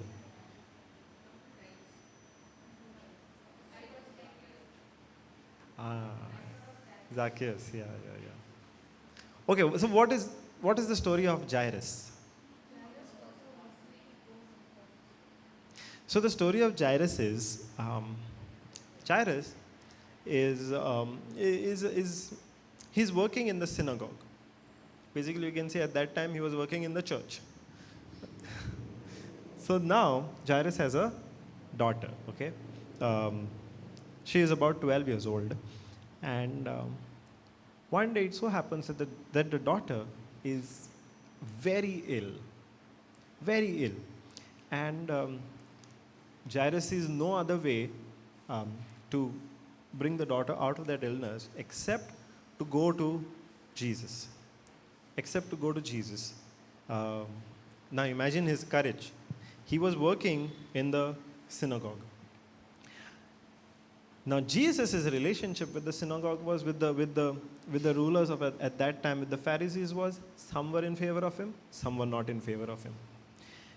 If anybody saw Jairus coming to Jesus, there are chances that he's going to face opposition from the people that he's working with. Still, he decides to come and seek Jesus' help. So, did he have faith? Yes. By faith, he came to Jesus. He came to Jesus and seeing him fell at his feet and implored him earnestly, saying, now I'm in Mark chapter 5. Mark chapter 5, verse 21 onwards, okay? So Jairus comes to Jesus, falls at his feet, and implores him, requests him, begs him, saying, my little daughter is at the point of death. Come and lay your hands on her so that she may be made well and live. Hallelujah. What is Jairus asking Jesus? Jesus, you come and lay your hands on my daughter so that she may get well. Yes? And Jesus, looking at Jairus' faith, Jesus says, let's go. Now Jesus, when Jairus came to Jesus, Jesus was not alone. There were thousands of other people who had come to Jesus. Still Jesus chooses to go with Jairus to his house. And as they are going to Jairus' house, there comes a woman with an issue of blood. She also has a particular sickness that she has been suffering with for the last 12 years. She has done all sorts of medicines, gone to all sorts of doctors. Nothing has worked out. In the meantime, all her money also is over, so there is literally no hope for her. And as taking that last hope in her faith in Jesus, she comes to Jesus, touches his garment, and immediately she becomes well. She becomes well. Now, what was Jesus doing? Jesus was going with Jairus to his house. Here, this woman comes, touches Jesus' garment, and gets healing. Now, Jesus decides to stop and question, who touched me? Jesus says, who touched me? And his apostles are like, Lord, look around you. There are so many people pressing against you. Any of them could have touched you. Literally everybody is trying to touch you. What are you even asking? But Jesus is like, no, I know. I felt a power going out of me. Who touched me? And this woman comes forward and says, I touched you. And Jesus says, you go ahead. Your faith has healed you. Now, don't you think that would have taken some time, that conversation? Yes, no. Jesus, it says Jesus stopped and asked. It's not like solat tane question it's all, no. Now, what would Jairus be thinking? Arey, late zata, solya, my daughter is at the point of death. Why are you wasting time? What are you doing? Don't delay. Come on, let's go. Jairus could have thought of that. But Jairus does not open his mouth and say even one word. If he looks at the situation, if he considers the situation, what is the situation? That his daughter is at the point of death. If Jesus delays, then there are chances that she could die. It's best not to delay. If he had to consider that, he would have become impatient. He would have become impatient. But he does not even consider that. How do we know? Because over here, the Bible does not tell us that he opened his mouth and spoke anything. He did not speak anything. But even then, he gets the bad news. Somebody from his house comes and tells him, your daughter has passed away. Now what is the point of taking Jesus? It's okay, don't take him. At that time, Jesus hears that.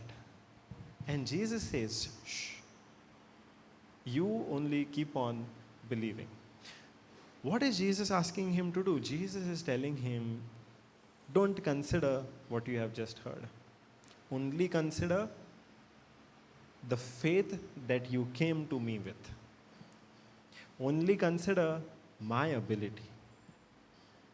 What was Abraham considering? God's ability to fulfill the promise that God had made. What is Jesus asking Gyrus to do? Consider Jesus' ability to fulfill what Gyrus was believing for, his daughter's healing. And Gyrus does that. He does not consider what he has just heard, that his daughter has passed away. He had come with so much of faith, right? If he did not have faith, he would not have come to Jesus. And now he is receiving a news which is completely opposite of what he was believing for.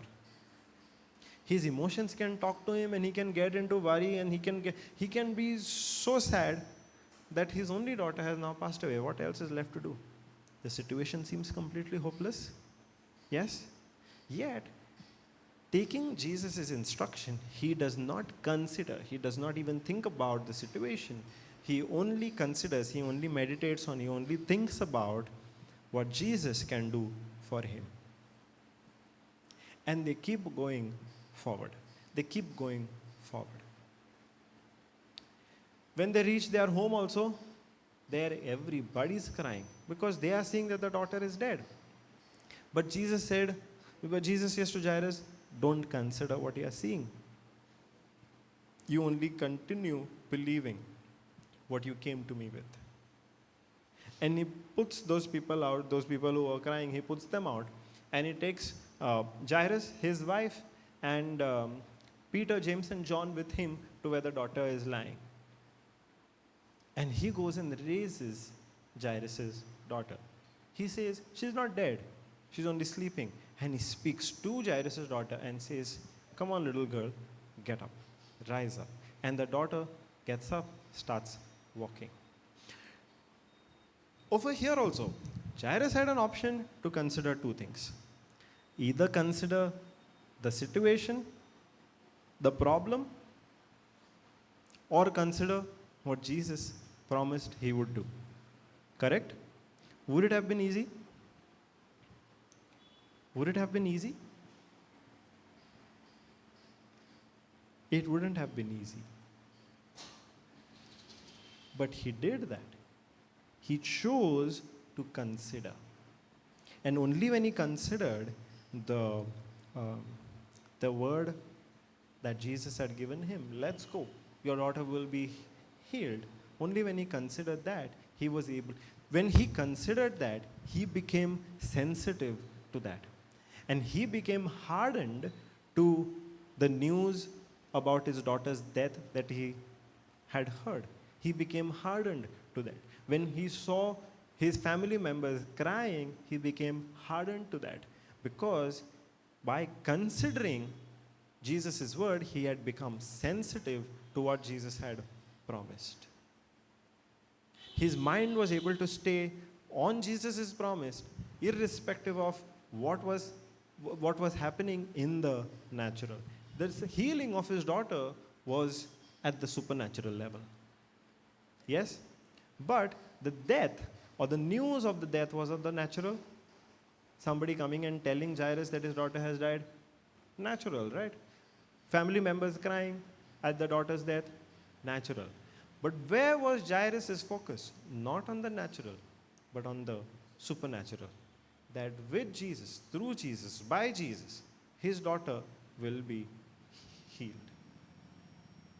He had become sensitive to the supernatural and hardened to the natural. How? Because He considered the promise of Jesus. He considered the end result of his faith more than the problem that he could see with his eyes.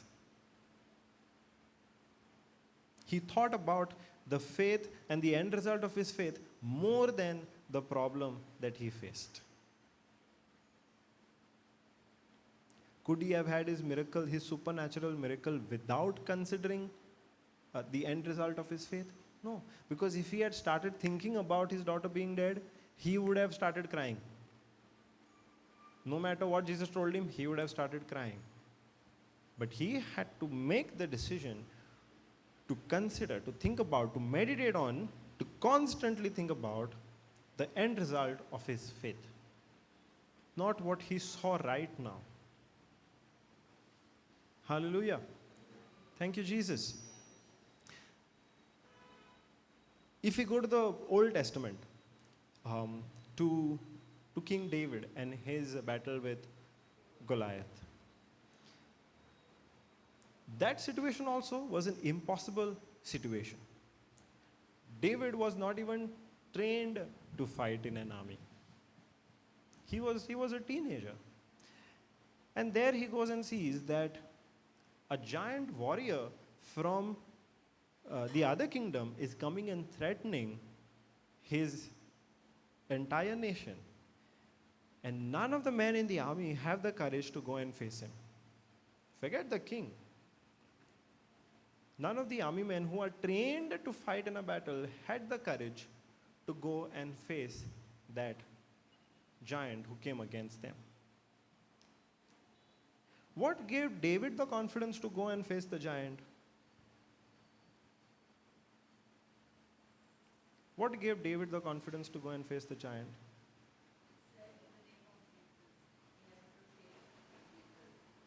He considered the promise of God more than the giant. He considered the ability of God more than the giant. I'll read that.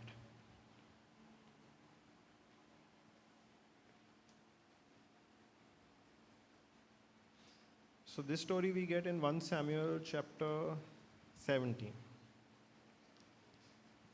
1 Samuel chapter 17. Okay, so I won't read it verse by verse, but what happens is there are two mountains. Two mountains. Now, if the two mountains are side by side, in between there will be a valley. Yes? So, Israel is on one side and the Philistines are on the other side. But Goliath, the giant warrior from the Philistines, comes to the valley and he is shouting and threatening all the army men of King Saul, King Saul's army, Israel's army. He's threatening. He's telling, even if one of you comes and defeats me, my kingdom will become your servants. But if I defeat you, all of you will be my servants. None of you can stand against me. You don't have any power to come and fight against me, to stand against me. He's threatening all of the army of the Israelites. And hearing that, all the army men are scared, including the king. They are thinking, how can we go and fight against this? So every day Goliath comes and threatens the army in the same manner. Come on, if you have the power, send somebody to fight with me. I know you all don't have the power. If one of you all defeat me, we will all be your servants. But if I defeat you all of you will be our servants. Every day he's coming and threatening for 40 days. And every day they are hearing these threats from Goliath. And they get into fear. Because in 1 Samuel chapter 17, verse 11 says, when Saul and all Israel heard these words of threat from the Philistine, they were dismayed and greatly afraid. They were dismayed and greatly afraid. They are hearing it constantly, right? For 40 days they are hearing a giant warrior they're seeing him, they're seeing the armor that he comes with, they're seeing the weapons that he comes with, they're seeing all of that, and they're hearing these words, and they are getting scared. But then, one day, David comes to the same valley. Now, he did not come to fight initially. His father sent him to the valley with some food. So, when he reaches the valley, he keeps the food aside and he goes and starts talking to the men in the army of Israel.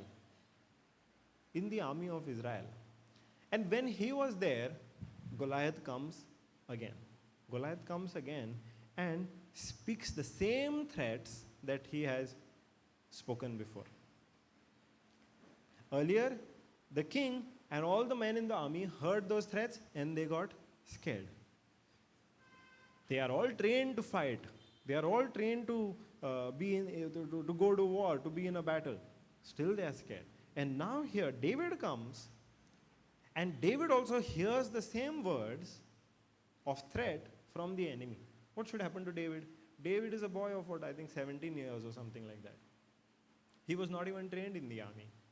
He was not used to wearing any armor on his body. What should happen to him? If the trained people are getting scared, greatly afraid, the Bible says, another version, another translation says terrified. What should happen to David? He should run away from there, no? If the army men cannot fight against the Goliath, what chance David has, who's not even trained? He should, as soon as possible, get away from there. Correct? Yeah? He does the opposite.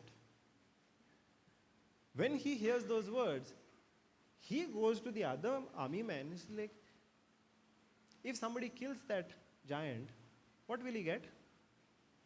What is the reward for killing that giant? What is he immediately starting to think? What is the reward for killing that giant? Here these men are scared, saying, how can we face this giant? For 40 days, none of them have gone ahead and fought the giant because they are so scared. Here David, a teenage boy with no training in fighting before, comes and says, what will be the reward of killing him? And they tell him that. What will be the reward of killing him? They tell him that the king will bless you in so and so ways. And he keeps asking, what will be the reward? Tell me again. What will be the reward? What will I get if I kill him? He keeps asking that. The difference, you know what? What were the army men and the king considering? The words that they had spoken, the words of threat that they had heard from the enemy.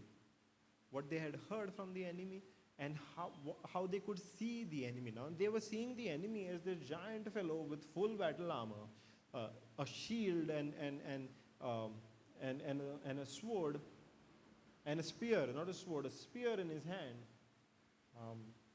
They were hearing and seeing that. And that's what they were considering. And when they considered that, what was the result? They got scared. In the natural, they saw the giant. In the natural, they heard the giant speak. They heard what the giant would do to them. And as long as they were sensitive to the natural, by considering what is happening in the natural, the result was fear. But what did David do? David did not consider what was happening in the natural. He was more focused on the supernatural. Now, for David, what was there in the supernatural? For David, in the supernatural was the protection of God. And he considered that supernatural more than what is happening in the natural. His thoughts were more focused on the supernatural than what is happening in the natural. Because David knew that supernaturally, God has saved him from the lion and the bear previously. Why? Because God had made a covenant to Abraham. And such supernatural protection, such divine protection was part of that covenant. God had promised them that He would fight for them. He would protect them. He would be their defender. God had promised them that. The people of Israel, God had made this promise to them through their father Abraham. David was considering that instead of the problem.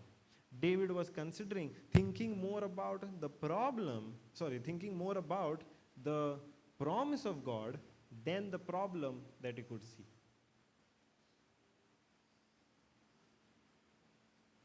Hallelujah. Thank you, Jesus. And the result of that was faith. See, when we consider what is there in the natural, the result will always be fear. The result will always be doubt. But when we consider what is there in the supernatural, then the result will be faith. But that consideration, if we are not training ourselves to be sensitive to God and be hardened to everything else by constantly considering His word, if we are not training ourselves, then it's why we need to train ourselves? Because naturally, we are living in a natural world. The senses that we have are given to us to make sense of the natural world. But the disadvantage of that is what happens in the natural speaks to us much more loudly. Yes? So that's why we need to train our mind. We need to train our mind to constantly think about the word of God. Now, it's this same David who in Psalm 103 says, "Bless the Lord, O my soul." Have you heard that? We all know that. Bless the Lord, O my soul. Now, why is he telling his own soul to bless the Lord, to praise the Lord, to glorify the Lord? Because if he's not training his senses to be more sensitive to what God has to say, then he will be hardened to it, no? When God actually speaks to him, he will not be able to recognize whether that is God's voice or not. He had to train his senses to focus more on the word of God, regardless of the situation. His situation also was nothing. Was his situation a matter of life and death? Yes. It was nothing small, right? When he stepped in front of the giant, he would either come out alive or come out dead. It was a matter of life and death for him. If he had not considered the power of God, if he had not considered the power of God, the ability of God, more than the problem, he would not have been able to step out in faith. He would not have been able to step out in faith.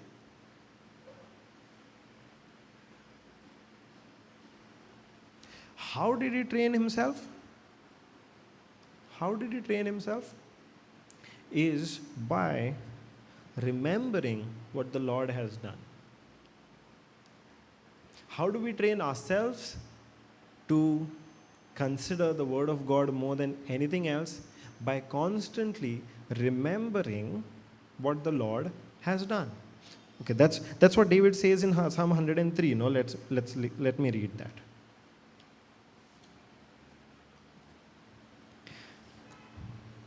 Bless the Lord, O my soul, and all that is within me. Bless his holy name. This is Psalm 103. Bless the Lord, O my soul, and forget not all his benefits. And forget not. If you have to say that in a different way, what will it be? What's a different way of saying forget not? Remember not? If you say remember not, then that becomes forget. If you say forget not, that becomes remember. So he's saying remember all the benefits of God. Remember what the Lord has done. See, why were the apostles scared when they saw a man walking on water? Why were they scared?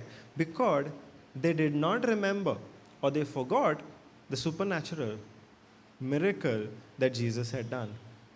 Why were the Israelites doubting all the time, grumbling all the time? Because they did not remember what the Lord had done for them.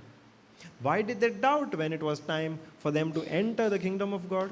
Because they did not remember how God had fought for them. And because they did not remember what God had done for them previously, when they were faced with this new problem, they got into fear. You have a question, sister?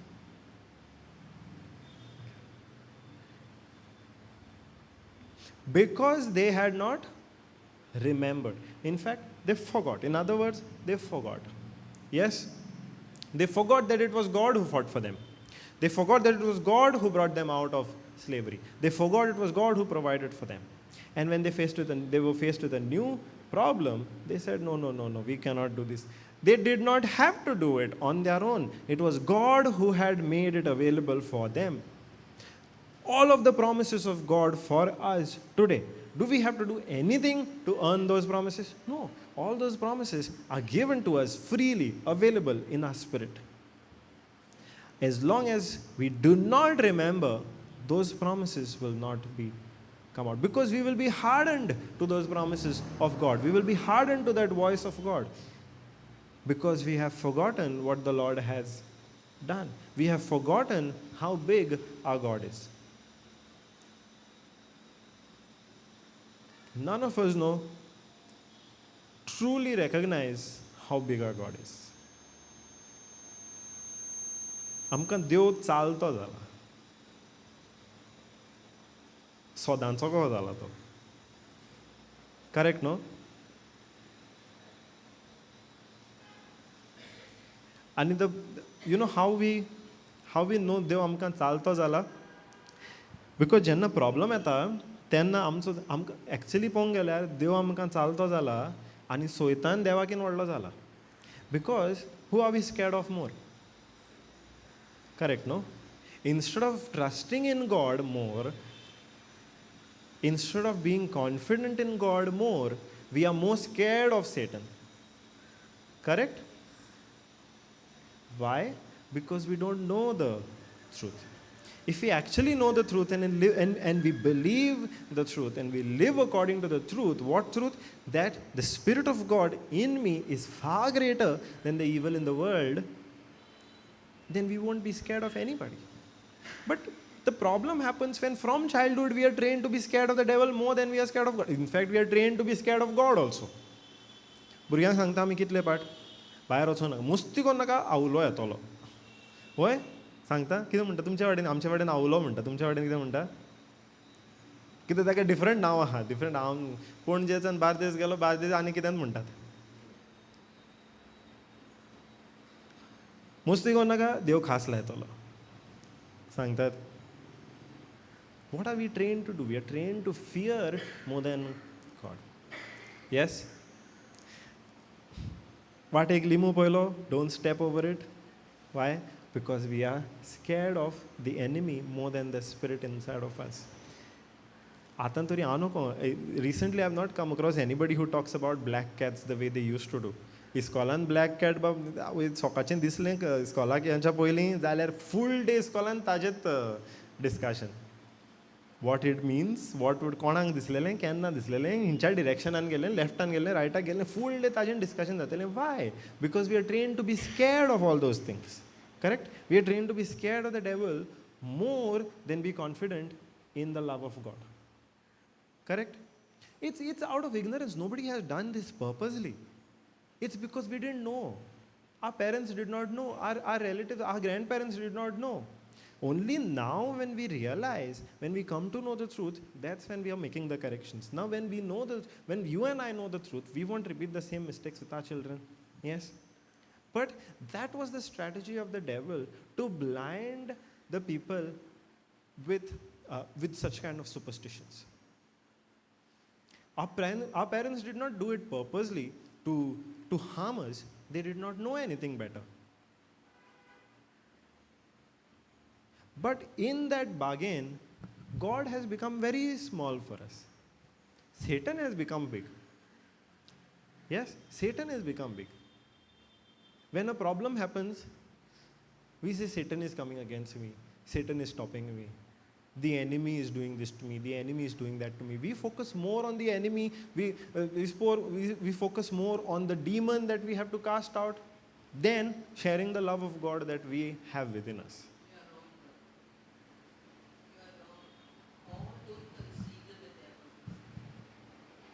Okay, all don't consider, some do.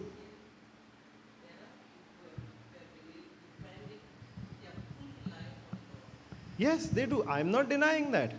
But a lot of us still fear the devil more than they are confident in the Lord. Yes? Would you agree to that? Okay, some. Some are still more fearful of the devil than they are confident in the Lord. Yes, no. That's where the problem is. Even those people who say, my confidence is in the Lord. How many of us really know how big our God is? How many of us really know how big our God is? We have not really understood that, right? We have not spent time considering that. It depends on how many years we walk with God.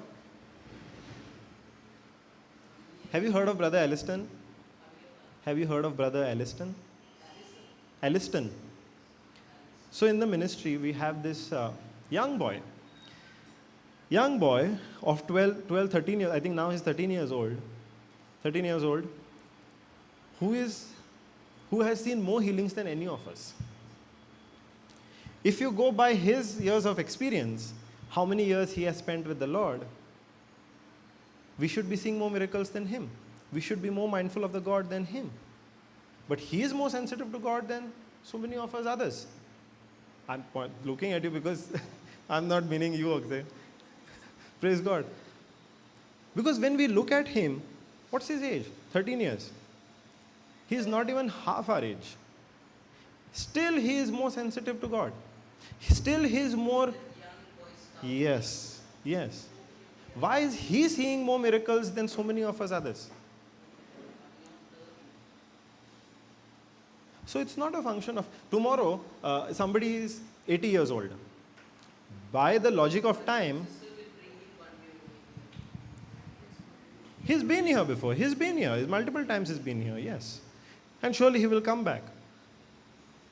But if we only think about the time that we have to spend, that we spend knowing God, then somebody who's 80 years old should be seeing much more glory of God than a 13-year-old? Yes. But that's not the case. It's how sensitive we are. Somebody who's within the ministry only, not in Goa, I think in Mysore. A lady who received the word, and not even a Christian lady, a lady from another faith, I'm not sure which faith. Yes, she received the word. She received a testimony from another brother in Mysore, and within a year, that lady who raised the child from the dead, 1 month, 1 year or less. Okay, so this lady received the gospel. She heard a testimony of another brother who had seen his own son being raised from the dead. She hears that testimony. She receives the gospel. She gives her life to Jesus, and then a child dies in her own family. A child dies in her own family or in her own community. She's not even in the word for 1 whole year. And at that time, she is sitting down over there in faith, believing that this child who's dead will be raised to life. And she's not allowing anybody to touch that daughter, to touch that child, to take her for the final rites. She is saying, no, the child is alive. Don't take her anywhere. What was her faith? Within a matter of a few months. Now, if you look at the time, then she shouldn't have been seeing any glory of God. Somebody like us who spent 5-10 years in the word, it should have been easier for us to raise that child than for her. So it's not the matter of how much, it's not a matter of how much time we spend in the word, no. It's a matter of how much we are willing to believe. how strong, how aggressive we are in our faith, how firm we stand in what we believe. Now, that lady, she did not have the gospel, or even now, we have been going for retreats so many years. We continue, now we in the team would continue, every day there is some preaching or the other happening, either in Ponda, either here, um, either in Thivi, which we have in North Goa, in different places we have. If not preaching coming here, we take calls on the phone and we minister to people. Every day we are sharing the gospel. Some of you also would be doing that, hearing online. Every day we are hearing. Yes? How many of us would have that confidence to sit next to a dead child's body and say, do not take her. She is not dead. She is alive. No sign from the child.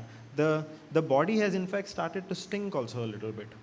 Even then that lady is sitting there, standing firm on her faith that the child will live. And the whole community is turning against her. They are planning to beat her up because the body has started stinking. No, it is something terrible to happen in a community. Still, she's standing firm on the faith, even though the whole community is turning against her. What gave her the confidence? What gave her the confidence? Not how much time she had spent knowing the word of God. It's what she considered. She did not consider that the child was dead. She considered the promise of God that it's the same God, it's the same Holy Spirit who raised Jesus from the dead. It comes down to what she considered. It comes down to what she considered. Brother Aliston itself that I was talking about, when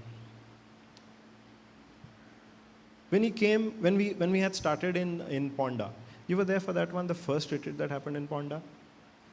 Any of you were there?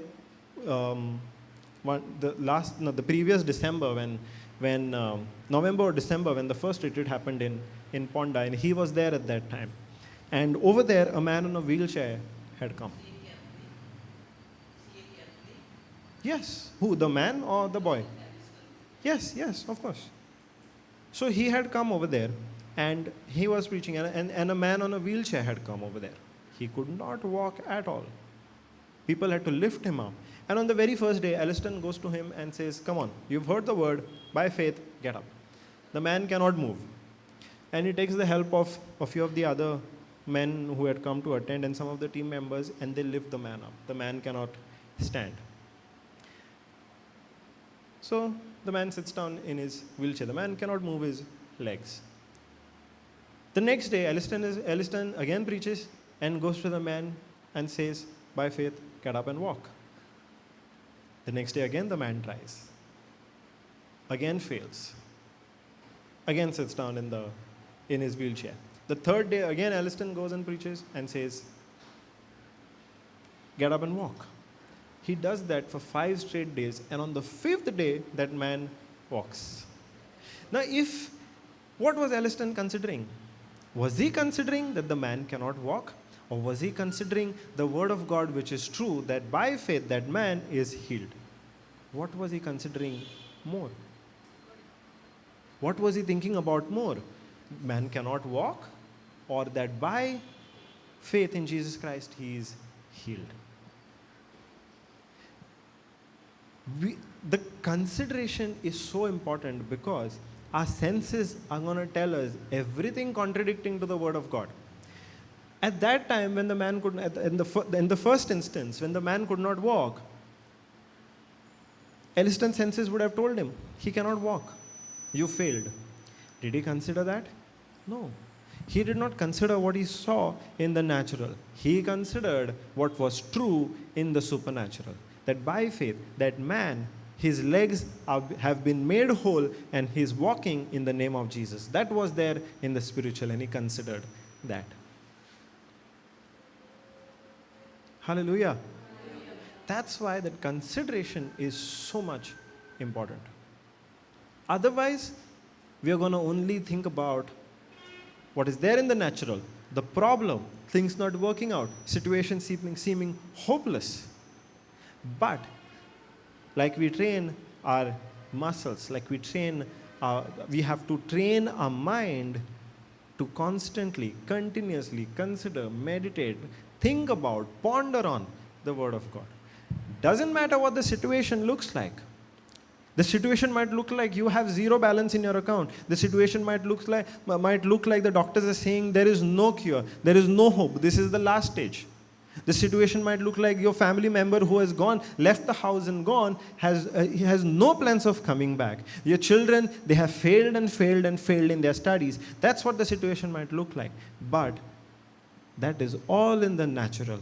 As long as we consider what is there in the natural, we will remain in the natural. But just like all these heroes of faith that we have, these champions of faith that we have in the Bible, we can learn to consider, we can train ourselves to consider that which is true in the supernatural. Hallelujah. And to be able to, before considering, for us to be able to consider the Word of God more than anything else, before that comes hearing. Before that comes hearing. Because in Mark 4, where Jesus is teaching on the parable of the sower and the seed, in verse 24, Jesus says, Mark 4, verse 24, Jesus says, take heed what you hear. Be careful what you hear. Be careful what you hear. Because our ears are the gateway for the information to go in. Correct? Our ears and our eyes are the gateways for information to go in. Now, what information goes in either builds our faith or produces fear. Fear and doubt. Either builds faith or produces all these ungodly things. That's why Romans 10:17 says, faith comes by hearing, and hearing by the Word of God, because hearing is the gateway for the Word to go inside, and the Word which contains that faith, when it enters by hearing, that's when the faith is produced. But the same ears, the same hearing can be used to hear something contradicting to the Word of God, and that which is contradicting to the Word of God is going to produce fear and doubt and anxiety. That's why Jesus says, be careful what you hear. Be careful what you hear. Now, what are we hearing all the time? What are we hearing all the time?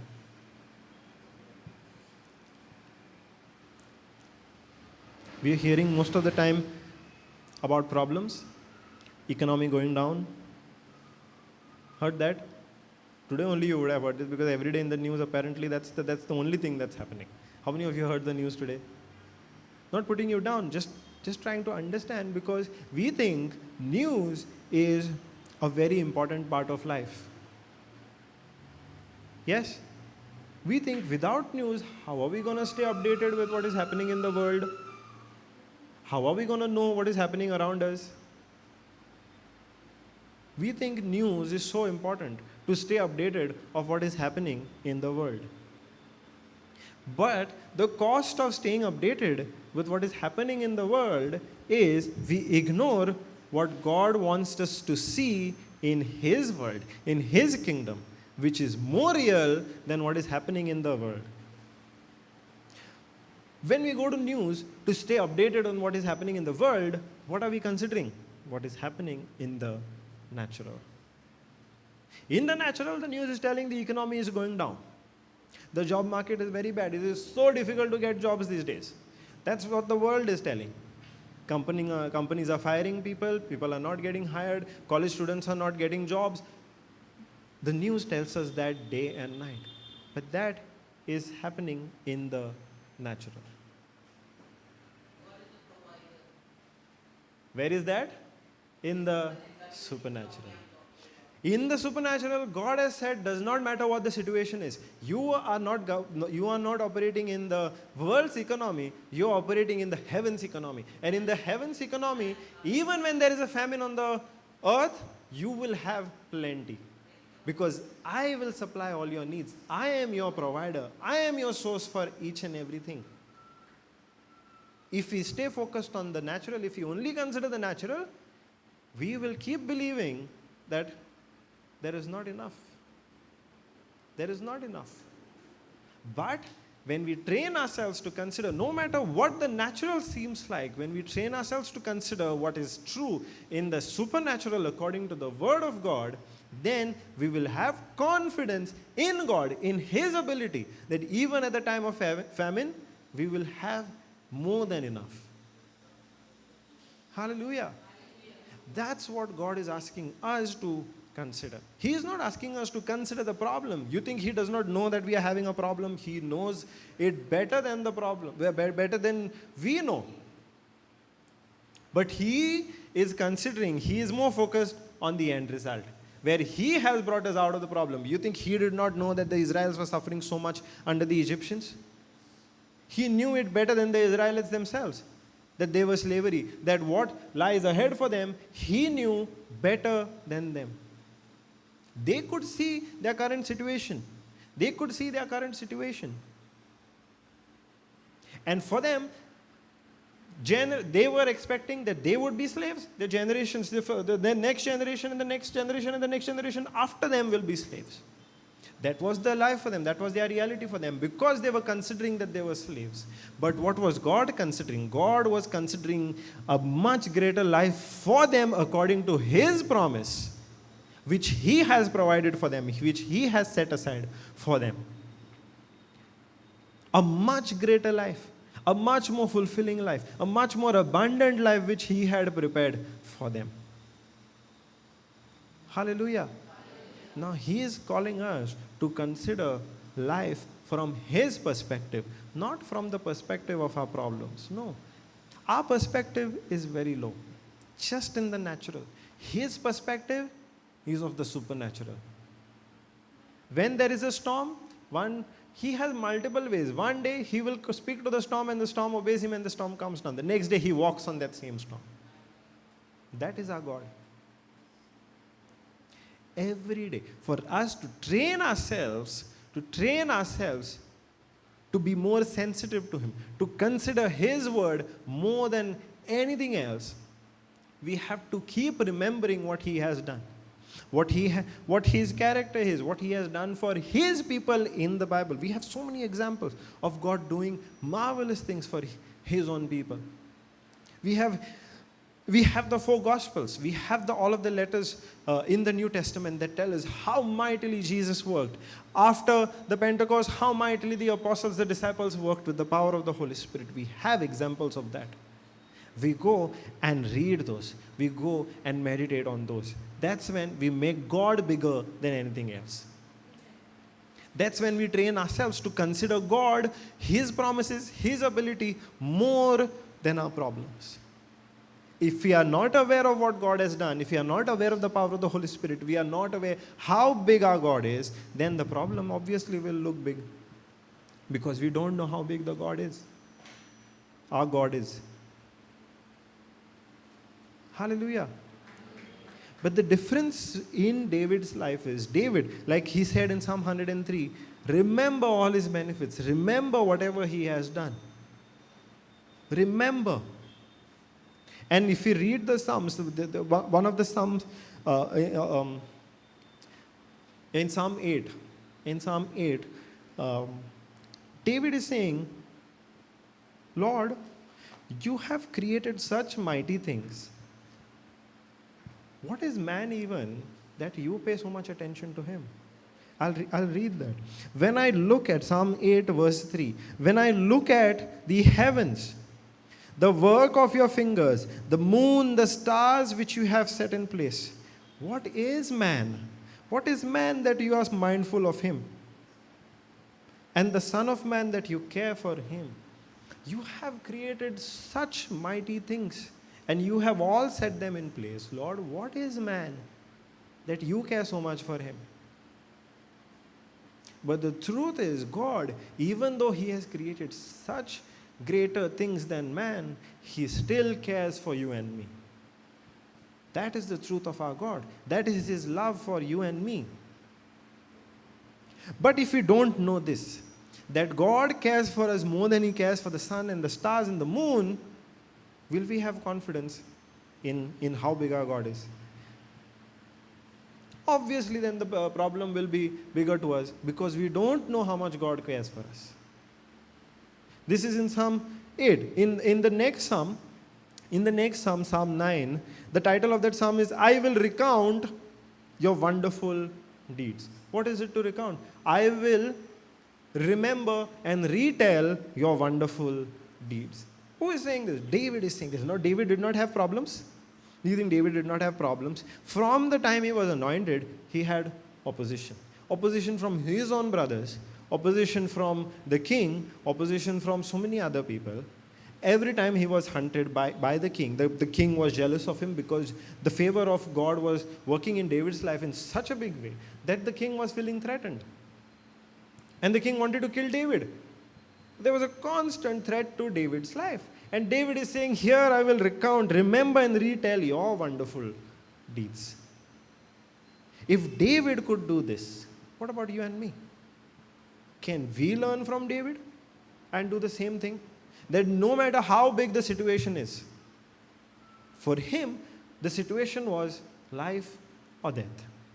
A lot of times we get a news, so many of us get a news that there is no cure from this sickness. You've lost your job. You've been fired. What happens after that? If David could train himself to remember how big God is and give him praise even in that time, we also can do that. It's the same God that David had. It's the same God that we had. In fact, we have an advantage over David, because David was living in a different covenant. We are living in a much greater covenant, which has been sealed by the blood of Jesus. We are in a much better situation. We should be more confident in our God than David ever was. Because now God's promises to us are already fulfilled.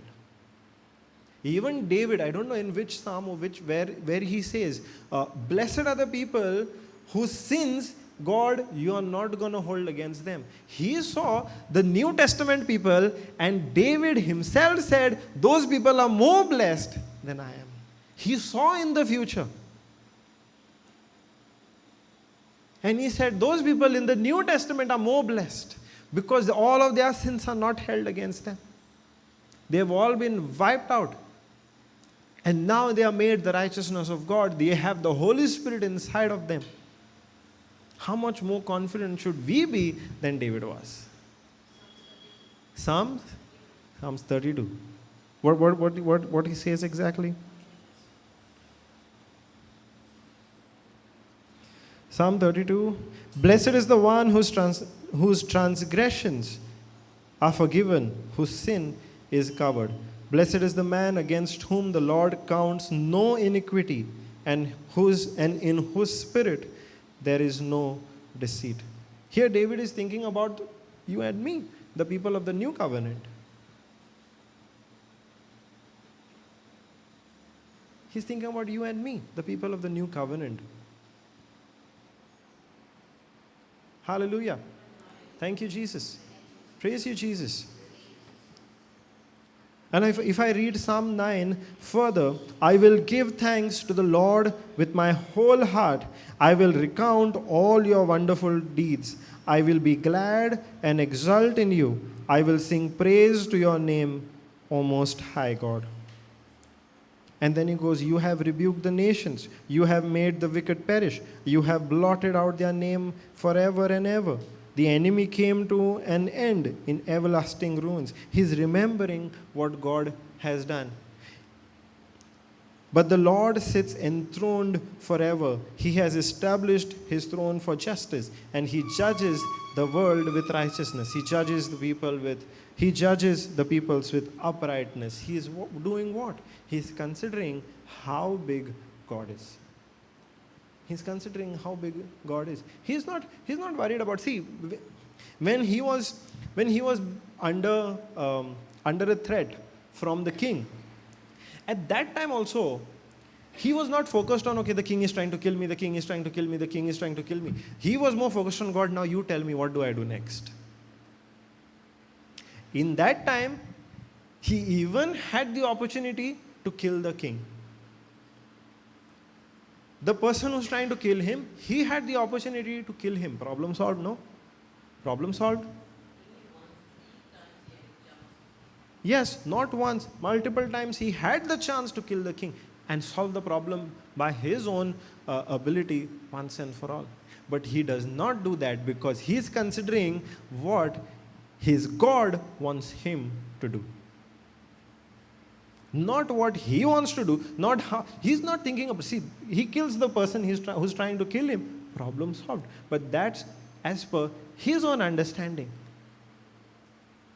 That's as per his own understanding. But God's ways for him was so much greater.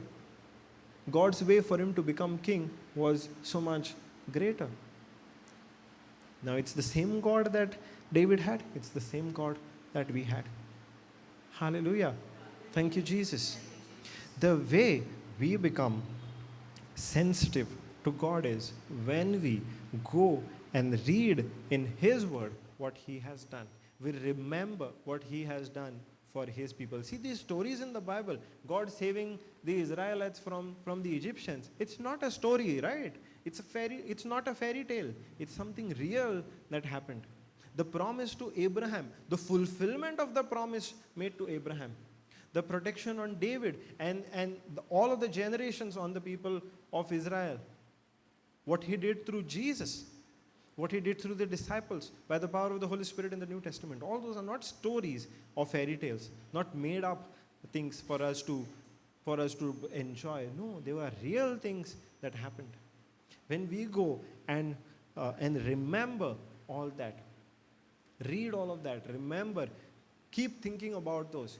You are in a storm. Even the apostles were in a storm. Even Jesus was in a storm. What did He do in that storm? It's the same thing that you and I do. Because we have considered, we have thought about, we have meditated what Jesus has done. That's how we train ourselves to consider, to meditate on what God has to say, to consider the supernatural more than the natural. Hallelujah. All these champions of faith that we see, before their miracle actually came to happen, they had to consider the supernatural more than the natural. As long as they were considering the storm, which is in the natural, they were sinking. But the minute they shifted their focus from the natural to the supernatural fixed the natural. It's up to us what we consider. And by what we consider or what we don't consider, we either become sensitive to God or we become hardened to God.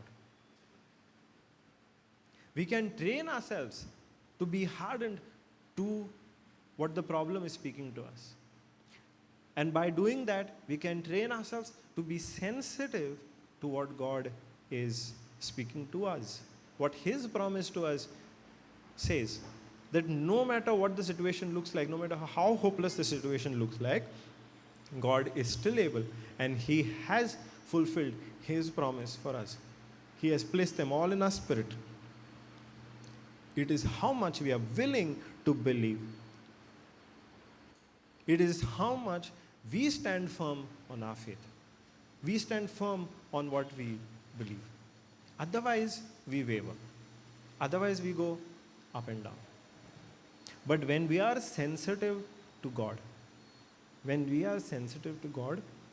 that's when we will have confidence. That's when we will have confidence. You see, when we were learning to ride a bike or drive a car, yes? When we were learning to ride a bike or drive a car, initially, we felt much more confident if somebody was there next to us. Yes? Or when we go to the driving school. Yes? Over there we drive very confidently. What is our confidence on? Because the trainer is sitting next to us. Yes? It's the same with Jesus today. What is our confidence based on? If we are confident that the promise is going to be fulfilled, it's not because we are able to make that promise happen. It's because Jesus has already fulfilled that promise. God has already fulfilled that promise in Jesus Christ. Our confidence is not in ourselves. Our confidence is in God. His ability. Abraham was not confident in his own ability. Abraham was confident in God's ability. That is why he was fully convinced. Romans 4:21, he was fully convinced that God was able to perform what he had promised. David's confidence was not on himself. David's confidence was in God. That is why he said, the same God who saved me from the lion and the bear, it's the same God who will deliver me today. Hallelujah. Thank you, Jesus. But today, you and I have that authority. But when we are not sensitive, if we are hardened to the word of God, if we are hardened, if when the, like the examples that we took of hardened and sensitive, we are hardened to the train, but we are hardened to the sound of the car. We are hardened to the TV, but we are sensitive to the voice of our child. The same way, if we are sensitive to the word of God, that no matter what is happening around us, we are sensitive to that voice of God. And God is telling us through his word, do this. Go this way. Go that way. Take this step. Then we will have confidence in obeying. We will have confidence in obeying. Otherwise, how are we going to obey? Without that confidence, how are we going to obey?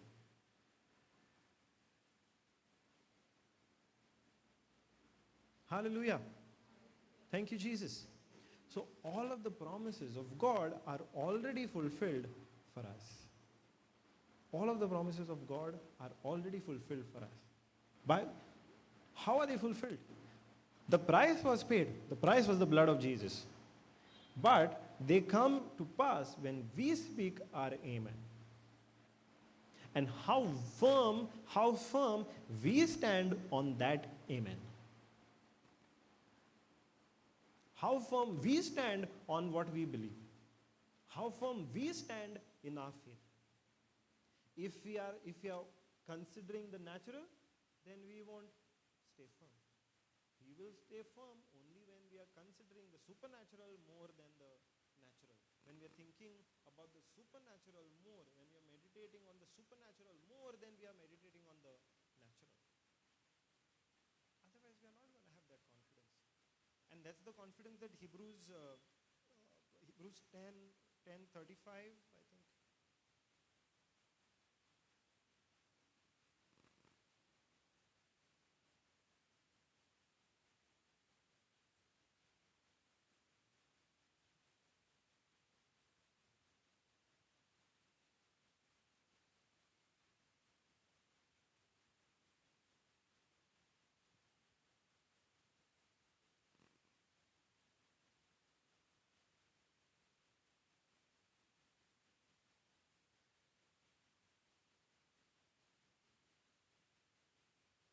Hebrews 10:35. Cast not away, do not cast away, do not give up your confidence, which has a great reward. Which has a great reward. For you have need of patience, that after you have done the will of God, you might receive the promise. If we are not considering, if Abraham had not considered, see, it's talking about do not cast away your confidence, do not throw away your confidence. If I read AMP, do not therefore fling away your fearless confidence, for it has a glorious and great reward.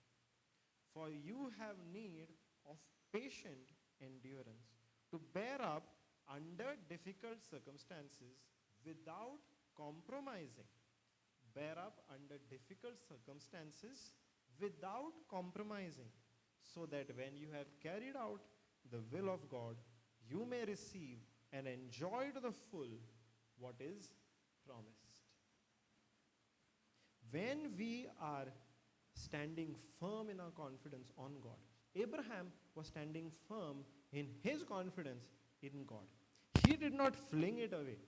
He did not fling it away because he knew that the end was a glorious and great reward. But when he was waiting for that promise to be fulfilled, he had to endure with patience.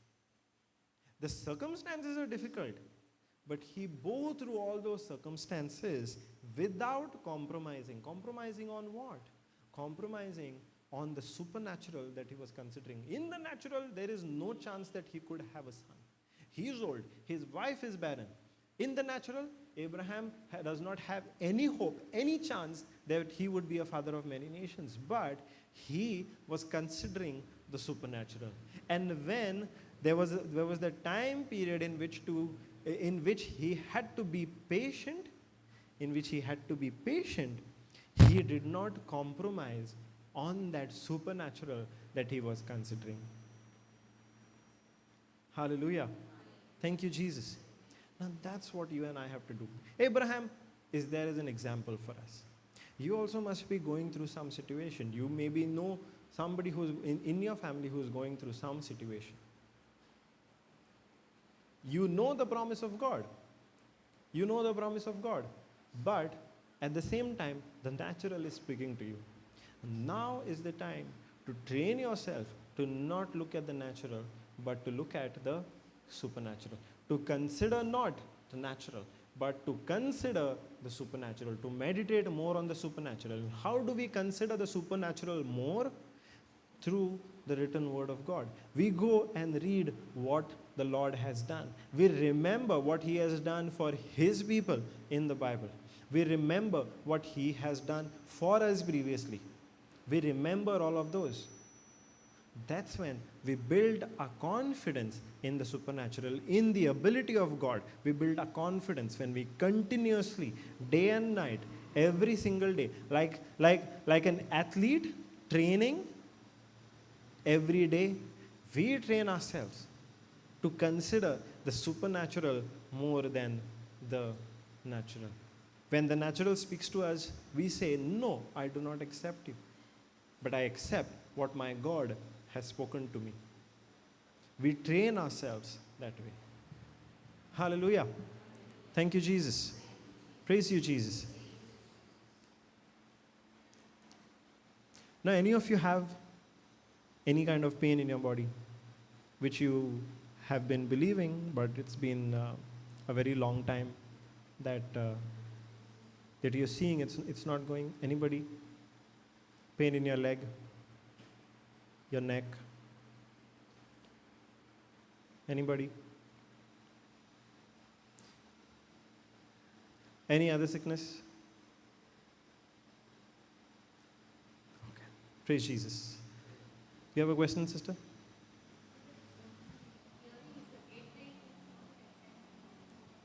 Hearing is the gateway to our soul, our mind. Soul by not the spirit. There is a difference, right? It's the gateway to our soul, our mind. Because our mind is influenced by what we hear, what we see. Yes. Hallelujah. Thank you, Jesus. Shall we do the Thanksgiving prayer? Would anybody like to come forward and do the Thanksgiving prayer?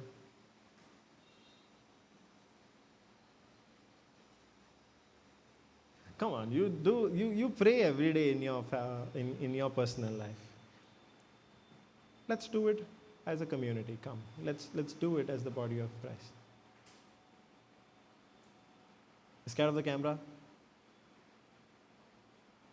Everybody's looking at each other. Should I call?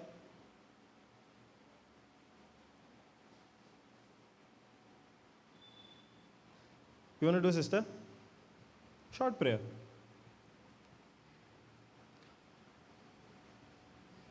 Sister, you do the Thanksgiving prayer? Short prayer. It has to come from your heart. We are not looking at any great prayers, not following any template. All prayers from our hearts.